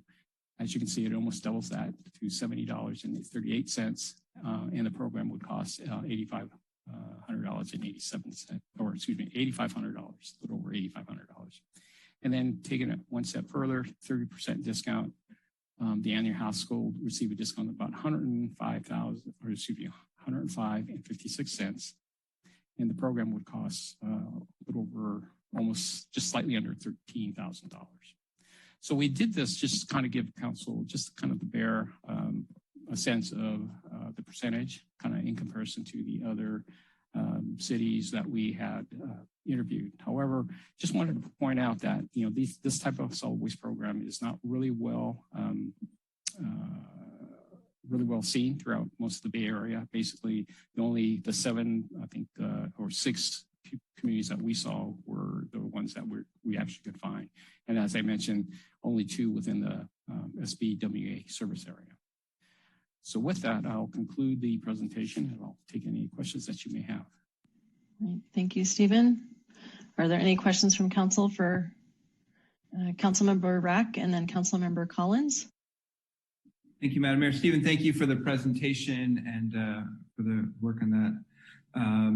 I guess, so one question I had for you. So it sounds like based on how the program runs currently, if we were to sort of expand and add the discount, there's not extra workload for staff, right? Because we're just saying, you're in this program, this is the new discount amount if we were to increase that amount, because they just have to show that they've got, that they're participating in the CARES program. There's no sort of extra operational work for us other than changing the numbers potentially, or the amount of discount. Yes, that is correct. It's just changing the percentage or, whatever criteria that this council wishes to use. Okay, thank you. That's the only question I had. Thank you. Councilmember Collins. Thank you, Madam Mayor. Stephen, you already answered one of my questions, and that was how many other cities are participating, and thank you for that. I'm just curious, is there a point at which these discounts have a negative impact on the rest of the ratepayers that don't qualify for a discount, or is it that we've got so few households that there's a negligible impact? Well, as you can, saw in the original table, I mean, the CARES program, I mean, the amount, the household income is pretty low. Mm-hmm. So, but basically the program is really being subsidized by city council. So, it's not really impacted because the program is actually, taken care of. It's just that it's being subsidized by, the general fund. Thank you. Yeah, I just want to emphasize that for council and the public. It's not the ratepayers. This doesn't come out of the other funds we receive from the ratepayers for garbage. It comes out of the general fund, so it's a separate from any ratepayer proceeds. So the hit on the general fund really isn't that big. Correct. Okay, thank you. All right. Any other questions from council? All right. Seeing none, Crystal, are there any members of the public who wish to comment? I do not see any hands, no. All right. Further discussion from council?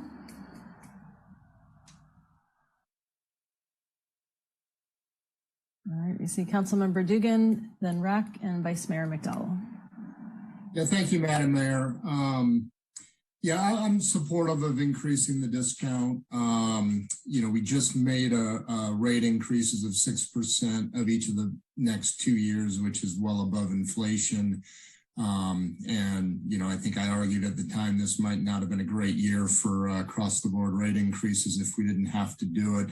And based on the budget, as I recall, or this fund, as I recall, there's plenty of reserve, over $1 million in this fund. So I think this discounting is in fact fairly negligible.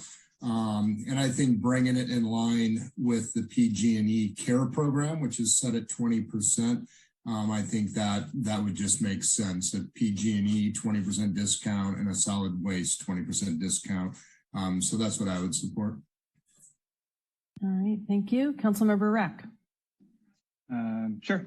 Thank you, Madam Mayor. And I agree. And I think actually after John's comments from the meeting when he raised it, I asked about this being able to increase this part of the program. And so I'm certainly supportive of it. And I would certainly be supportive of putting it in line with the CARES program to increase to 20%. And I think the cost to the city is negligible. And I think it's a good step towards helping those that need the help. All right, thank you. Vice Mayor McDowell. Thank you, Madam Mayor. I agree. I was going to say the exact same thing as Adam. The cost to the city is really negligible, and I'm happy to bump it up to 20%. I think that that's the right thing to do, and I'm very supportive of this tonight. Thank you. All right, I'm in alignment. I'm hearing lots of us in alignment. Heads nodding, I see. So I think with that, Stephen, do you have from us what you need to move forward with this program? I do. Thank you. Okay, fabulous. Thank you. All right, so that brings us to our next item, which is, I believe, reports to council, item 8A. And this is reports to council are updates on key city projects by city department heads and staff and city council subcommittees. They are informational in nature, and no action will be taken on these items at this meeting. Tonight, we are going to receive a report on the process for increasing transparency for housing and commercial development, and it will be presented to us by Lisa Porras, Advanced Planning Manager. Welcome, Lisa. Thank you, Madam Mayor, and good evening, City Council members. Lisa Porras, Planning Manager for the City of San Carlos. I will be giving this presentation on this item tonight, just as the Mayor said. Next slide, please. So this is an informational item per the Council's request, and again, no action will be taken on this item. We want to basically summarize the state's requirements and our own noticing procedures for development applications on new housing and commercial development. So the question is, how do we get the notice out for these types of projects? So tonight, I do want to summarize the public noticing procedures required by the state. Those noticing procedures required by our city, which essentially builds on the state's requirements. And then the additional procedures that we do that are not necessarily codified, but that over the years we've done to really advance the notice and get the notice out more in the public. I also want to talk about what we do for long range or advanced planning activities, such as the housing element update and the East Side Innovation District Vision Plan project, because there's a whole suite of other notification procedures that we do that aren't really set forward by the state. So we have some creativity and flexibility to determine how we want to approach civic engagement for those long range planning activities. So we'll hear from the council at the conclusion, and we're ready for that. And we also will be ready to discuss the potential implications should the council desire to do additional noticing beyond the scope of the legal requirements. Next slide. So beginning with the state. So state law really sets the foundation for how notices are distributed amongst the community. And the foundational aspect of the notice is really about when the notice goes out and then who the notice goes out to. And then finally, the contents of that notice. So what I want to start with now is the parameters for when the public notice needs to be sent out. And that is 10 days prior to the public hearing on any development application for a new commercial or new housing development. So that's the when. And then who it's supposed to go out to. as set forth by the state, is of course the owner of the subject property. Owners of property within 300 feet of the subject site. And if there's more than 1,000 of those individuals, we can do a display ad in the local paper. We do need to publish an ad in the local newspaper regardless. And then we need to post it in at least 3 public places within the boundaries of the local agency, including one public place in the area affected by the development application or proceeding, which is usually the subject site. And then one other thing that the state sets forward in subdivision applications that owners, or is that local agencies that would be expected to provide, services such as water, streets, roads, schools, etc., are sent a notification as well. So this is the foundation of when and to whom. And then next slide. The next slide really covers the contents as set forth by the state. So when a notice is developed, we are required to, of course, list the date, the time and location or place of the public hearing. We need to identify the hearing body or officer, so whether that's the zoning administrator, RDRC, planning commission, or council. We have to provide an explanation of the matter that is to be considered, so all development permits that are being requested. And then we also need to provide a general description of what is being proposed. We can do that in text or diagram. And we provide that in the context of the location of where the subject development is proposed at. Next slide. So what the city does is they essentially, what we do here in San Carlos is essentially what is required by state law. We follow, of course, all of the requirements by state law, but we do add a few other noticing requirements that I want to call your attention to in this slide here. So the last 2 check marks is that we also send the notice out to any neighborhood or community group that's filed a written request for such notice for any kind of project that may be in the proximity of where they live or in a certain area of the city that person or group may be interested in. And if anybody or if any person or group has requested a notice for a specific project application that comes into place and that they want to follow, and if they're not within those parameters of the notice in terms of who it goes out to, then that person will always get a public notice for any type of decision being made on that project application. We also require that the notice be posted in 3 public places, which is similar to the state. And then we also require the applicant or owner to post a temporary sign or poster on the site as well. Next slide, please. So in terms of the contents of the notice, the city of San Carlos, again, builds on the foundation of what the state requires, but then adds a couple more features to the content of the notice. So one of the things that they do, this is the bottom 4 bullets here on the screen, is that in our notice, in addition to the state, we also provide the location and time for when the staff report is available to be reviewed by the public. We also provide a statement in the notice that basically lets the public know that any person or authorized agent may appear and be heard by the public hearing body. We also provide a statement on how to submit written comments if someone cannot attend the meeting. And then one of the things that we do here in the city is that when an item goes before the council, we also require that the Planning Commission recommendation be included in the notice as well. Next slide. So beyond those legal and required legal notification procedures, we also, over the years, have done additional tasks to get the public notice out in the community.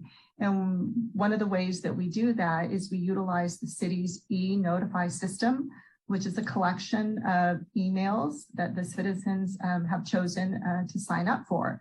So if they want to follow all items, anything that's going to the Planning Commission or City Council, they can check those boxes and they will always get an email of the upcoming agenda. So that's one of the things that, you know, we as a city have chosen to do that's beyond the scope of our legal requirements. We also have recently developed some signage, and the image right here on the left-hand side of the screen is an example of the signage that the city worked on and prepared to develop. And we basically give these out to applicants to put up at the project site. And you can see here on the image, there's sort of two plexiglass sleeves that essentially contain more information about the project, who to contact, what the staff contact is, and a little bit more information about what's being proposed that can otherwise, you know, go on a permanent sign. So this is something that we've done recently, and it's tended to work out well. We did have to pause it for a short while because of the shelter-in-place safety requirements, but we're looking to start this back up for the first meeting in September. We also post information on the actual site.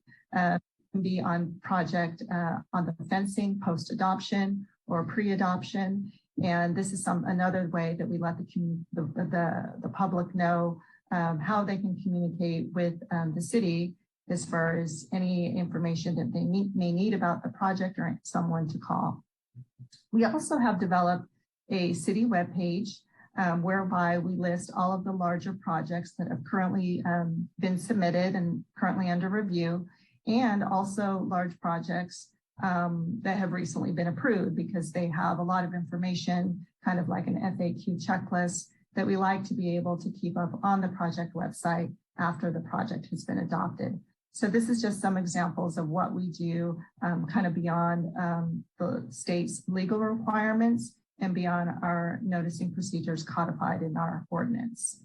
Next slide. And now I just want to shift to some of the other ways that we get the notice out and do our civic engagement outreach for other projects. And where we have more flexibility and creativity is for long-range planning projects, because the state doesn't specify to the city how they do outreach, but there are some requirements for doing outreach, especially for, say, for example, a housing element update that we need to do it. And it's something that the state does look at in the context of housing element updates, but there's not like a specific formula for how we do that. So what I wanted to share with the council this evening is an example of what we do for some of our long-range planning initiatives. And as the council is aware, we have a great opportunity to get the word out through our newsletters. We have both the City of Good Living newsletter that goes out on a quarterly basis, and then we have the Spotlight newsletter that goes out anytime we need it to, which is really focused on one specific project or initiative or something, one particular topic that we want to communicate with the citizens about. Whereas the Good Living newsletter is a combination of many different topics. So for example, and what is shown on this slide here is a Spotlight newsletter that we issued early on in the year to kick off the Eastside Innovation District Vision Plan. That's a great way to get information out to the community. The other thing that we do is we've developed recently some project web pages. So sancarlos2040.org for the housing element update, and then also sancarlosinnovation.org for the Eastside Innovation District Vision Plan are two examples of project web pages that we've developed as a means to let the public know about the projects that we're working on. Next slide. In addition to those, we have utilized postcards as a means for getting the word out to the community. So sometimes we use these postcards and send them out on a citywide basis, and they'll have basic information about the project website, who they can contact, what the subject matter is, and is usually an invitation to participate in a workshop or through a survey or some sort of means by which we want to hear from the community.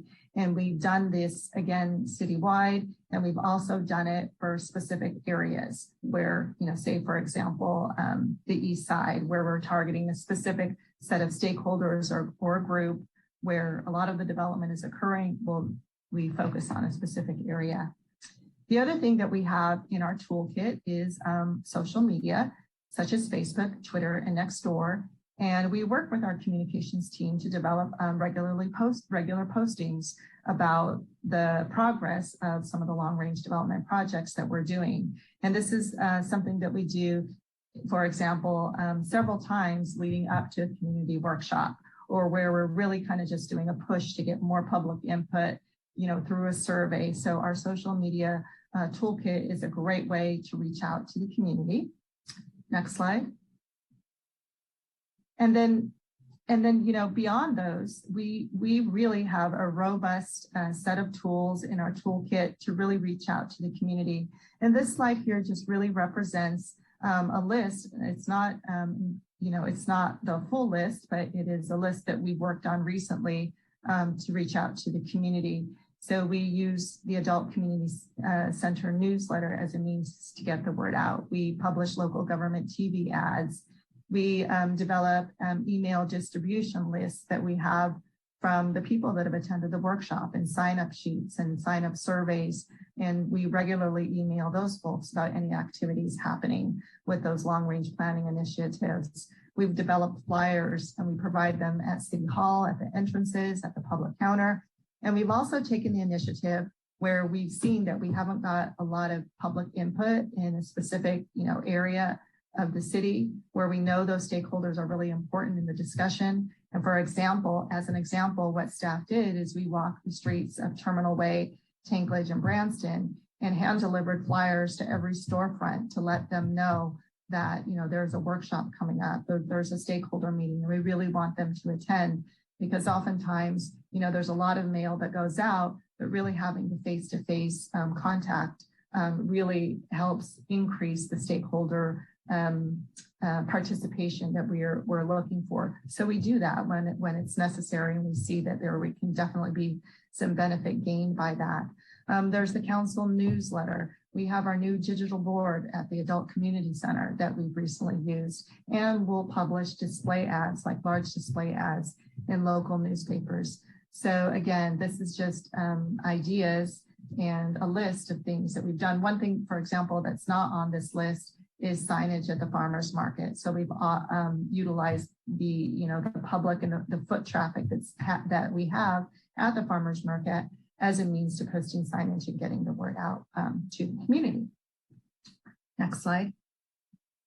So the next steps is that should the City Council direct staff to expand notification efforts beyond those presented here and in the accompanying staff report, staff may need to return with information about potential fiscal impacts associated with the cost of additional noticing and outreach, including any potential adjustments that may have on the entitlement process for a development application. This is something that staff would need to look at further, but it really depends on what the council's preference might be. So that concludes staff's presentation. Both Al, Sabay, and I are available for any questions. Thank you. Great. Thank you, Lisa. Appreciate that. I see Councilmember Rack has his hand up.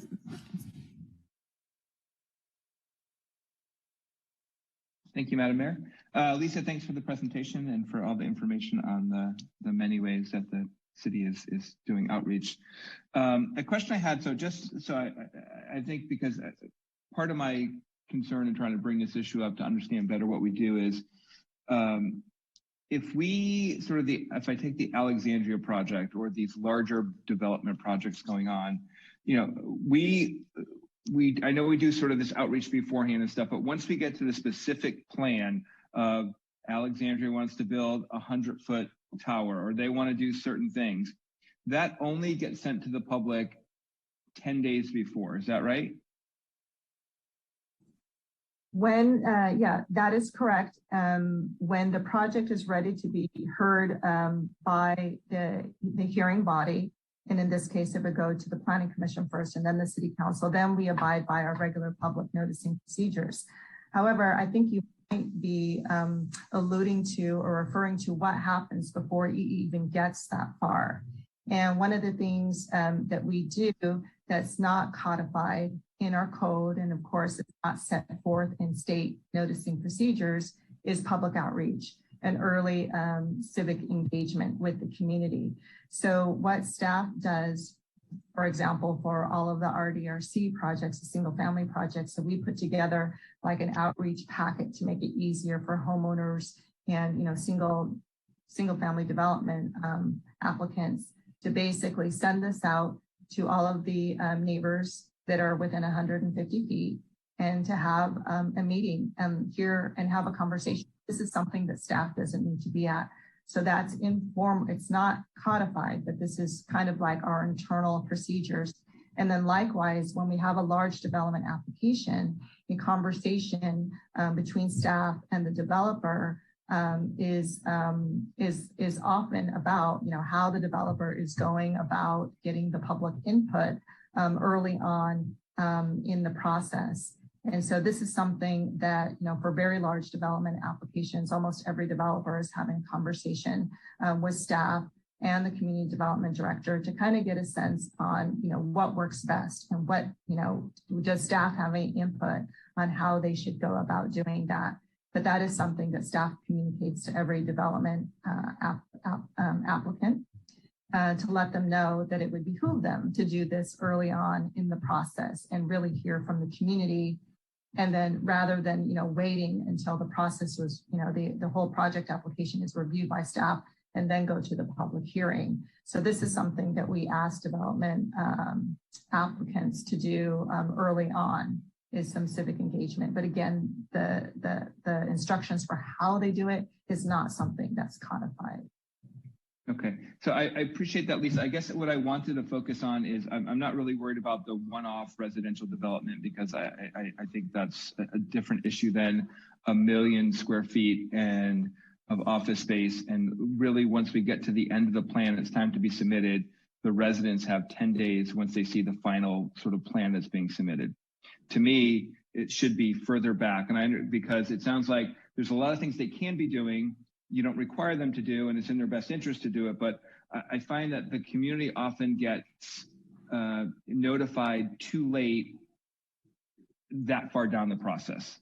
So, and we find that from the council standpoint too, that there are, you know, we don't know enough about things early enough in advance with specificity. And so that's my concern, that we're not, you know, requiring more specificity around these projects earlier on to the community. And that's where sort of I'd love to see us think about how we can do more around that to bring the public in more directly early on and try to smooth that process out better. I guess that's not really a question, that sort of was my follow-up to that, but that's sort of the only, I guess that's a question I had, but that's my comment too, Ron. So, thank you.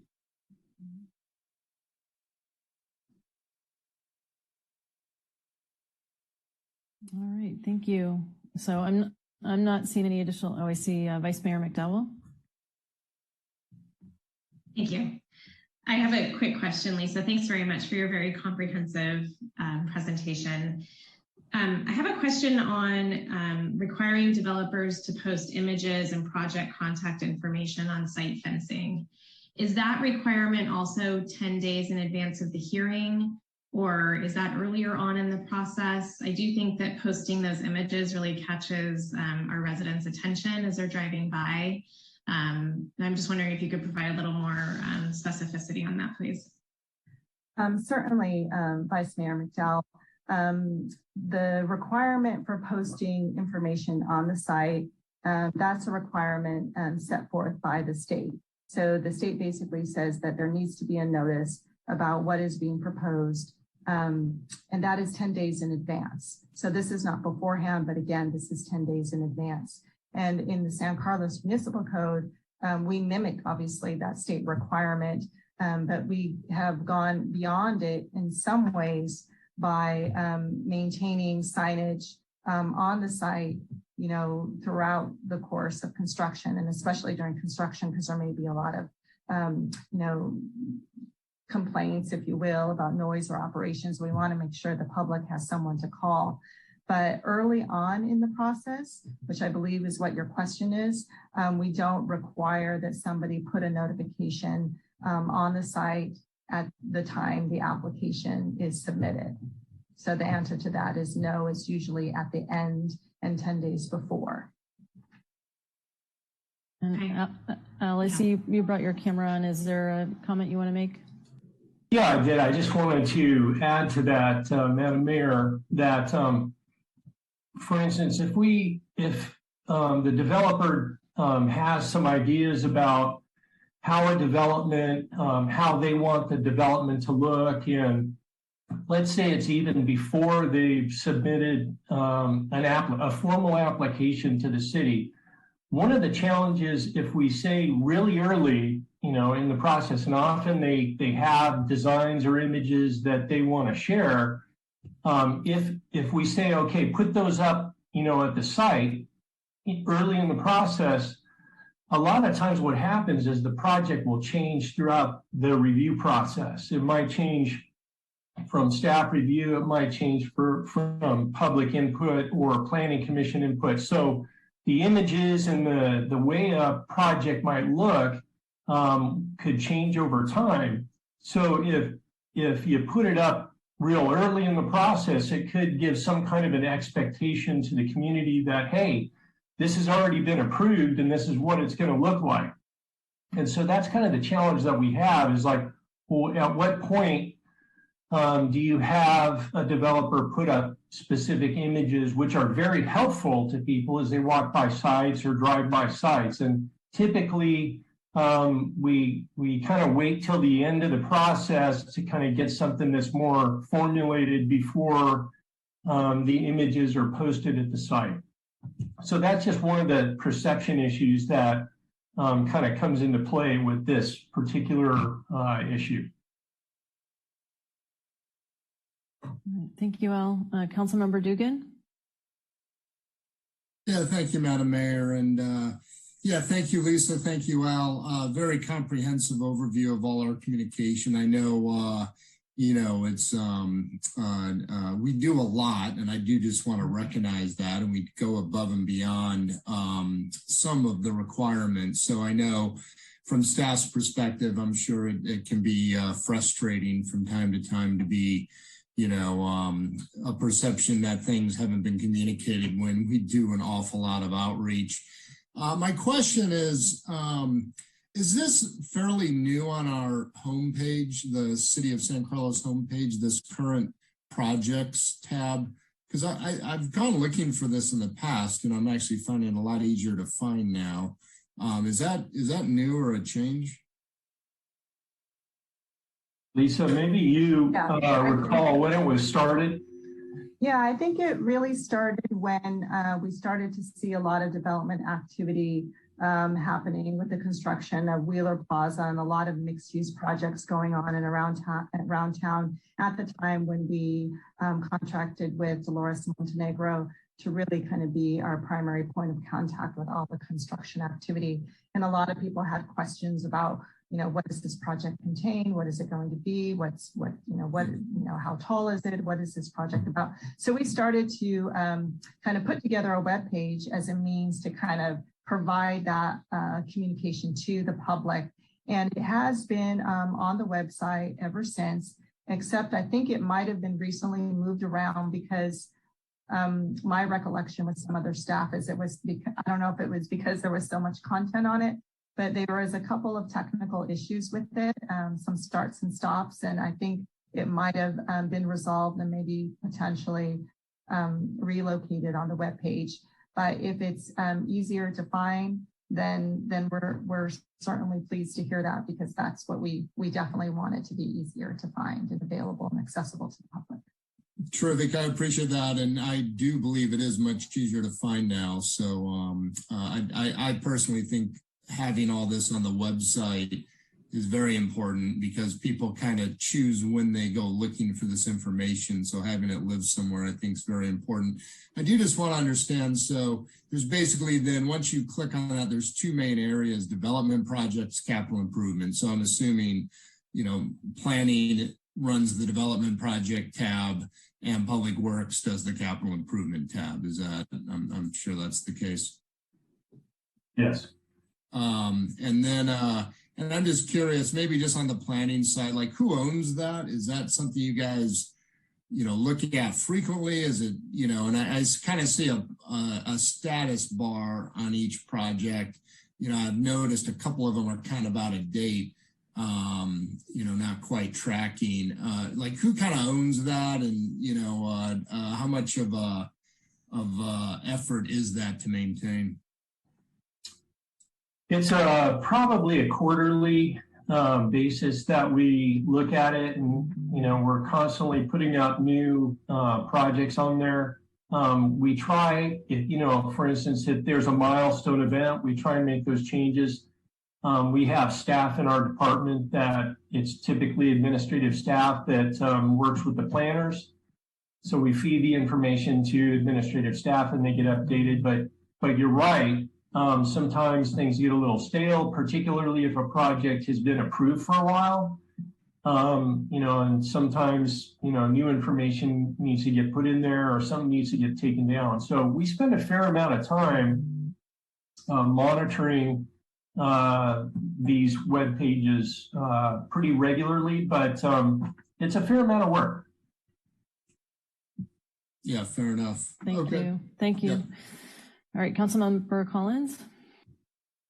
Thank you, Madam Mayor. I don't have a lot to say. I want to thank Lisa for a very thorough presentation. And it just reminds me once again how much outreach we really do in this town that is miles down the road or miles of an improvement over when I first joined the council. We didn't have Inform San Carlos then. We barely had e-Notify. I think we just do a tremendous amount of outreach. And I'm glad that Al Savay brought up the point about giving too much information too early. Some of these projects change because the developer changes the project due to staff feedback, maybe public feedback. And so I think we can kind of overdo it at some point. So one of the things that has happened, and I think it's good, but I believe that it's been on primarily a voluntary basis, is for developers to do their own outreach to the public. I think Viva's done that. I think that the Alexandria people did it. The people who built the Marriott Residence Inn did it. And those outreaches by the developer to the public to me, are really valuable because they get to interact directly with the people whose project they're going to affect. And I think we ought to encourage that more, but we really need to put it more on the developer to help us do that outreach. That to me is going to go a long way. The only other thing I wanted to bring up was I noticed that we give in residential projects, we require 150-foot notice. When you think about it, that's only 3 houses.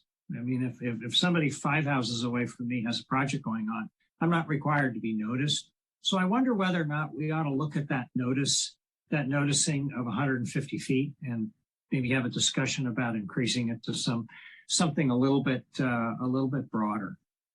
Anyway, those are my comments. And again, thank you, Lisa and Al, for your comments and presentation. Thank you, Councilmember Collins. Appreciate it.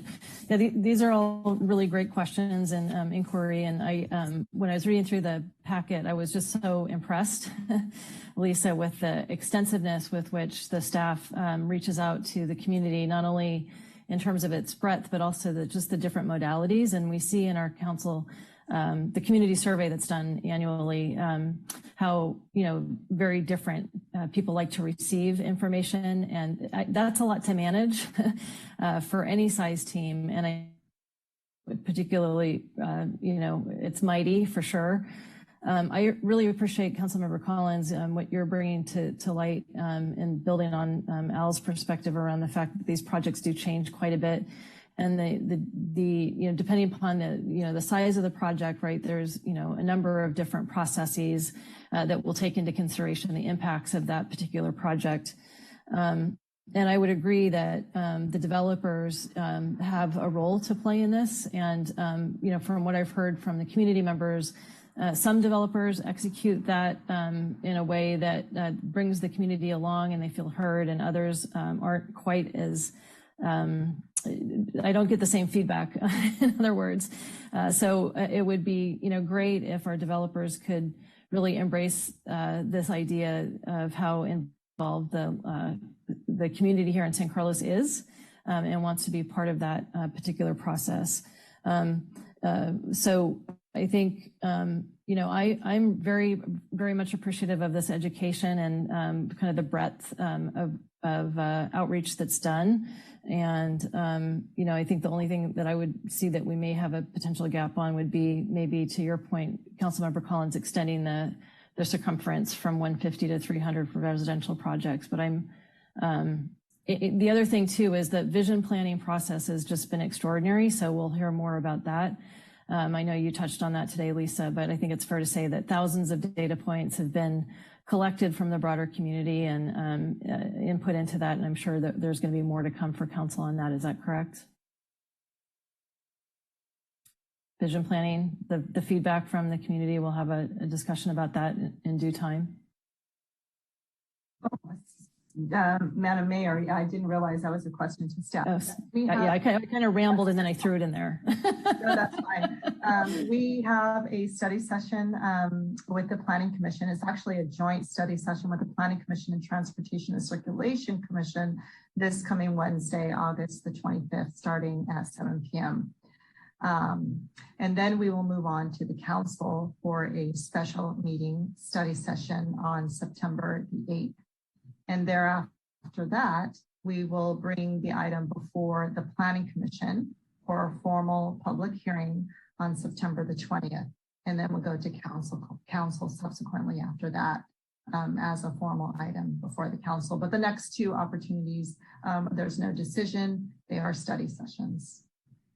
And then my understanding too is of the workshops that have been held to date, they're all recorded and anybody can access those at 24/7 on the respective websites for housing element update as well as vision plan, correct? That is correct. Yeah. So, right. Adam, I see that you have your hand up. Councilmember Ruck.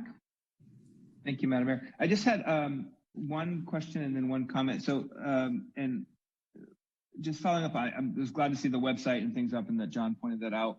Can you let me know, and it could be offline too, I just want to understand the criteria of how projects make it onto the website, sort of if there's a criteria around it, I noticed there's some stuff on there, but like we approved that MBC building a couple weeks ago or right before we went in, or that was approved by planning and I don't see it up there. So I just was more just curious about how things get up there or don't get up there, what the process is.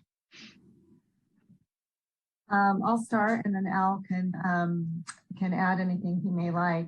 But this is something that staff talked about early on in the process because there's so many development applications that are submitted across the counter on a regular basis. And of course, the bulk of them are single family. So it was very easy for us to sort of weed those ones out and then really put our attention towards projects that are in, key locations such as the downtown. Even if it's a nine unit, mixed use project, relatively small or somewhat small, we still wanted to put it on the project website because of its location or because of its particular size. So not all new development is on the project website. Excuse me. So for example, the MBC project, I don't know that we specifically said that we would not put it up, but these kinds of decisions really get made sometimes on a case-by-case basis, depending upon the specific or unique characteristics about what's being proposed. Certainly something like Alexandria is very easy to say, yes, this needs to go on the project website, or a project proposal like VIVE along Alameda de las Pulgas. That one will go on the project website. But not every new development application will go on. Excuse me, I have a little tickle in my throat. No worries. And if I could add to that, Lisa, that 1030 Britain, the MBC project, so my recollection is on the website, but it may have been difficult to find. And I think that was Councilmember Duggan mentioned that, maybe it's easier now, but, maybe it was difficult to find that particular project, but I'm pretty sure it's on there. I think I've seen it. So it just may have been really tough to find it. We can look at that. And I think finally, one of the things that city staff has been talking about is coming up with an electronic map for the community so that we could just have all the projects on one electronic map with icons that you can just kind of press on and then get all the information for each project. So that's kind of the next level of interaction for the community. We call these things like geographic information maps and systems. And we're talking about doing that with our map operator. And I think that we can do that, and it's going to take some work. But I think that's sort of the next evolution of making these projects easy to access just by looking at a map and then pushing a button where you think it is or where you saw it when you drove by or something like that. So that's the evolution that we're looking at this point. Okay, that sounds great. I did see the project is up there, but it is the old project, the old version of the project that was requesting a development agreement. So the updated version is not up there. And then I want to just make one comment that I appreciate Ron's thoughts on the residential development. I think that's a good idea to expand to 300 feet. And I would maybe throw out that for some of the larger projects that we have in our community over a certain size, that we maybe look at expanding the notification requirements for that 10-day period. So if you've got something like an Alexandria or the VIV project that is, we go beyond the 300 feet. And I'm assuming like a company like Alexandria would not be, really negatively financially impacted if they sent a notification out to a broader audience. So I'd be interested in seeing if that would be possible to add as well. Thank you. All right. Well, Vice Mayor McDowell and Councilmember Dugan. Thank you, Madam Mayor. Thank you for indulging me with a second question as well. So I'm poking around on the website too, and I frequently look at it, and I see that Alexandria and their plans are up there, and VIV has plans up there. Vista del Grande is up there. None of those have, they haven't gone through the long process yet. They're still working their way through the process. And so in my mind, in effect, we are kind of notifying the community that these projects are out there. It's on the website. They can look at the plans. Obviously, the plans can change significantly, but we are posting it. So again, I guess I'm confused on okay, something goes on the website and is notified to the community, but yet we don't want to require them to put a poster up on fencing or on the land. And I don't really see what the difference between those two things are, except that it's another way to kind of catch the attention of our community. Now, do you have, I guess I'm asking for clarification on how something makes the website when it could still change. I think that it's kind of the way that people interact with information and the perceptions that people have. If you're on a web page, you can, scroll around and kind of dive into the details of, hey, this project hasn't been considered yet. These are just preliminary plans. And I suppose you could put that on a big poster or, some kind of a wrap that you put at the site. But if you're just kind of someone driving by or walking by, to have all that detail at the site, is just more challenging.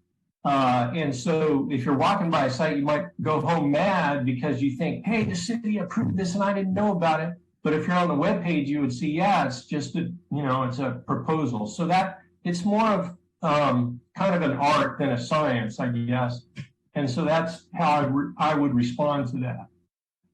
Thank you all. Councilmember Dugan, and then I see we have a public comment, so maybe we could move to public comment after this. Yes, Madam Mayor, and in fact, I only have comments, so maybe we should just move to public comment and then pick up comments on the other side. Well, this is kind of an open discussion because it's a report to council, so we're not taking action tonight. Okay. Yeah, my commentary would just be, I appreciate everyone's comments. I would support extending the residential out to the 300 feet as discussed. And then I would like us I would like to see us lean into our website. I think everyone finds that a very useful resource. I think we do a lot of very robust outreach in all those different ways. And to the point made earlier, plans change, things change, and that's exactly what a website's really good at, is it can stay updated. And you know, I think it'd be worth an investment by the city to even have it a communications consultant help us think through formally how best to structure that. It occurs to me it'd be nice if the projects were sorted so that when you know, instead of getting confronted with a list of 20 or 30 projects, which is great, it's great being able to go in and having that oriented on a map would be great. But maybe it should be sorted by, you know, this is going to be discussed by council next week or in the next month or next quarter, you know, just so someone can get oriented, not just geographically, but also kind of where a project is in the process before they actually click into each project. And then I just think consistency would be important. And I know this is work, but it is, I really think this is a principal point of keeping that, you know, I know whenever I'm trying to figure out what's going on with a project, this is where I go. And I'm sure plenty of other people do that. That's, you know, a popular way to interact with the world now. And by consistency, I guess what I would like to see is some projects have documents that are clickable and you can go into the EIR or something like that. And I would just like to see that fairly comprehensive, where most projects have the detail that you can click into if you're interested. So that's my input. Right. Thank you, Councilmember Dugan. Appreciate it. All right, Crystal, if we can go to public comment. Okay. Debbie, we see your hand up if you want to go ahead and unmute. Good afternoon, council members. And I would just like to say I'm a resident of San Carlos, and I appreciate the recommendations by Councilmember Rack to give more than 10 days notice on these projects. Sometimes the agenda packets are 400 to 500 pages long. And so if you want to take the time to go through it and respond, it would be so nice to have a little more time. So thank you, Councilmember Rack, for that. Also, thank you, Councilmember Collins, for the suggestion for the 300-foot notification rule. We have a group of neighbors in our area, and we try to email each other when someone gets a RDRC, for example, so that people that are 5 or 6 houses down that could be impacted have an opportunity to weigh in. So thank you for that. And thank you also, Vice Mayor McDowell, for suggesting on-site pictures and things like that. You can always resolve the problems mentioned by Mr. Savay by having a website that they can go to. They can have a comment on that to say, these are preliminary plans subject to change, something like that. So that would be helpful. And with regard to public feedback, when we go to planning commission meetings or other commission meetings, it sounds as if, or sometimes people perceive as if, you're only allowing public comment because the state or city requires you to do so. However, when we provide the comment, it seems like they're seldom followed, honestly. And if you look at a recent example of Alexandria, it had an EIR scoping. What do you want to see in the EIR? So we prepared a detailed list of, can you add these specific things with hydrology, other things? And they flat declined to do it. So why even have a meeting if they're going to stay with what they had? And further proof of that is at planning commission meetings in particular, you'll already have the resolution typed up about what you're going to approve. For example, 777 industrial. They wanted variances, they wanted various things. All that was approved in advance. So when that's listed up in the agenda packet as this is how it's going to be, you can see why people don't believe that their input is seriously considered, because almost no changes are ever made. But on the other hand, you are very transparent in getting the word out, and we greatly appreciate your efforts in that regard. Thank you. Thank you, Debbie, for your comments. Very much appreciated. All right. Okay, with that, we'll move on to the next item, which is agenda setting. And there was a proposal to consider agendizing an item to discuss a disclosure requirement for developers and developments when they are using paid consultants to lobby the planning staff, commission, and city council. That is my item, Madam Mayor. I felt sort of the need for looking at increased transparency, and I was sent an article that I saw about there was, for example, in San Jose, a project, it was in the Mercury News, a project that was approved for 319 units, that 80 of the letters that came in were for, the developer asking to support the project, and I don't know that was disclosed. And I was at I listened in on one of the planning commission meetings, and I know that someone who is a paid consultant for that developer came on and talked about how they were a resident and supporting the project. And I just feel like the developer should disclose in our planning documents when they come up, whether they have paid consultants who are lobbying us, lobbying the planning commission, lobbying staff, so that the public knows that and is aware of it, and we're aware of it going into the meetings when we're asking for approval. Okay, thank you. Any questions or comments for Adam? I'll just say that I support bringing this back to council. I think anything that increases transparency is a good thing.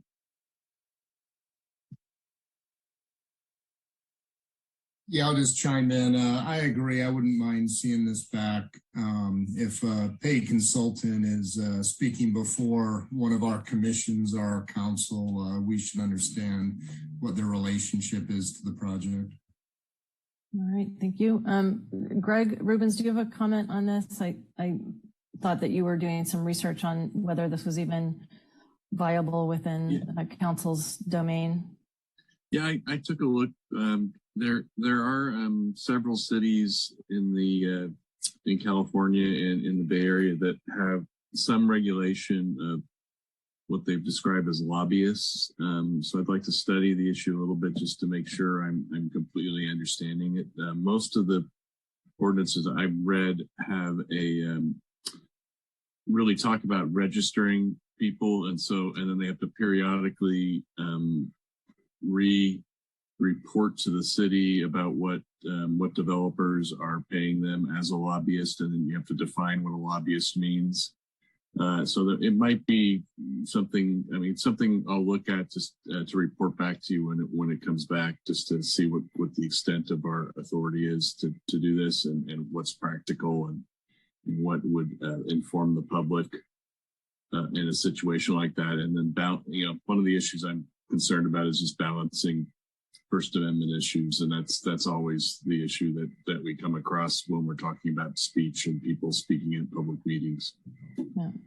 Yeah. So, Greg, I think from my perspective, I think my concern with this is around making sure that we don't have government overreach on this. Mm-hmm. And we also just know, generally speaking, in our community right now, at micro level as well as nationally, we have challenges, right, with transparency around social media and, mm-hmm. What is really driving the narrative that's coming forward. So I think it's, the problem is large. Always a wonder about, where is this person coming from and what's the economic interest, right? The challenge, though, is what to do about it. So if you could provide us some guidance in terms of what the guardrails are, I think that would be a good conversation to start with. There are many issues. It's a pretty complicated area, but it'll probably come back to you, I imagine. I'll talk with Jeff about what the best approach is, but maybe it'll come back as a study session just about how different cities are handling the subject matter of the issue that's been brought up. It's complicated enough that I don't want to just create an ordinance to bring to you. I think it'd be good to hear more input from the council. Yeah, that would be appreciated from my perspective. I want to just make sure we're crossing our T's and dotting our I's on something like this. It's a sensitive issue for sure. I see, Crystal, we have a member of the public with her hand up. Debbie is interested in speaking, it looks like. Okay, yes, Debbie, we can unmute. There you go. Thank you, Councilmember Rack, for bringing this to everyone's attention. And to all members of the council, I did send each of you an individual email citing the article that Councilmember Rack mentioned. And it was in Newark, and they received, the city council received about 210 emails in support of a project at New Park Mall. And the investigative reporters at the Mercury News found that 80 of the emails appeared to be for people who worked for the developer. So they were actually employees of the developer.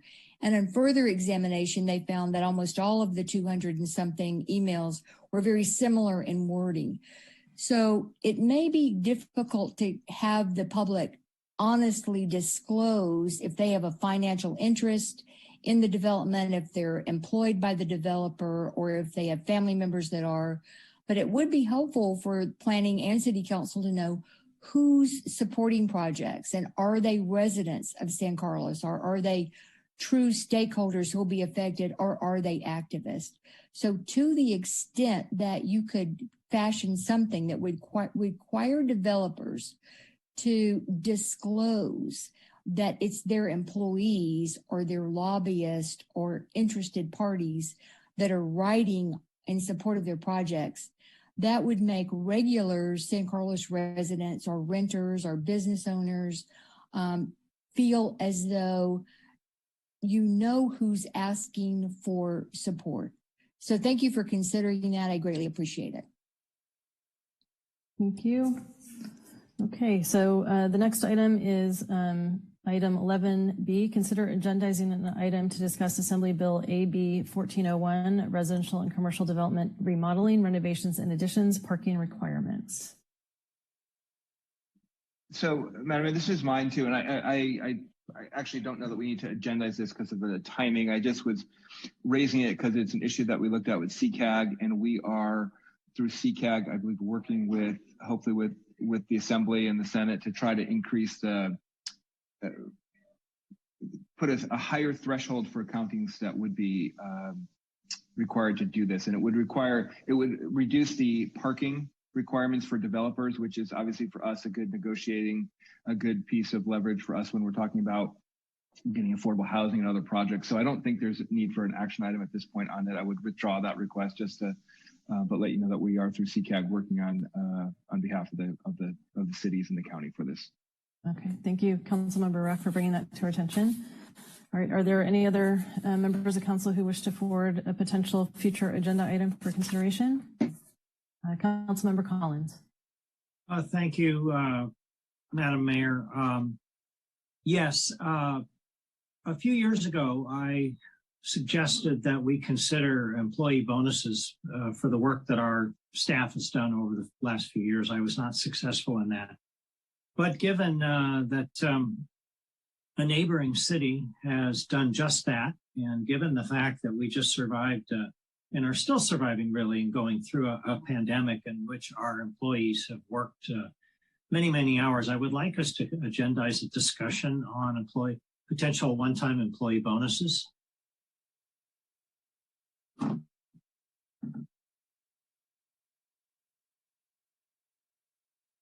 I don't know if that's something that you want to put on. We could put it on for discussion next time, or we can consider it later. But I was hoping that we might have that discussion in the future. Mm-hmm. Councilmember Collins, I appreciate that. I think it might be worthwhile discussing at a future time. I also recognize the extraordinary hardship that our staff had to work through. And again, they came through with flying colors as evidenced by the community service. So I appreciate your bringing this forward. Thank you.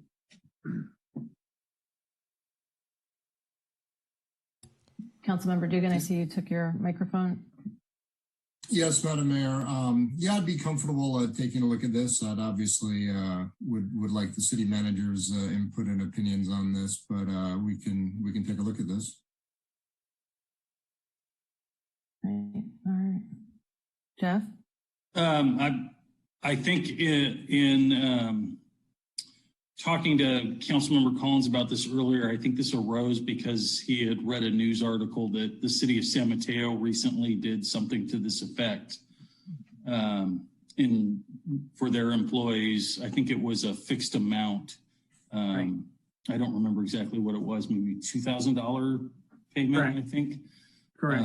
Across the board to employees, I think in recognition for the work they did during COVID. So if you're interested in us I haven't looked at what San Mateo had done in any detail. I was aware that they had an item on their agenda to that effect that had passed. We'd be happy to take a look at that in detail and present it to you at a later date. Thank you. Well, it sounds like there's three in favor, Jeff, so it can move forward.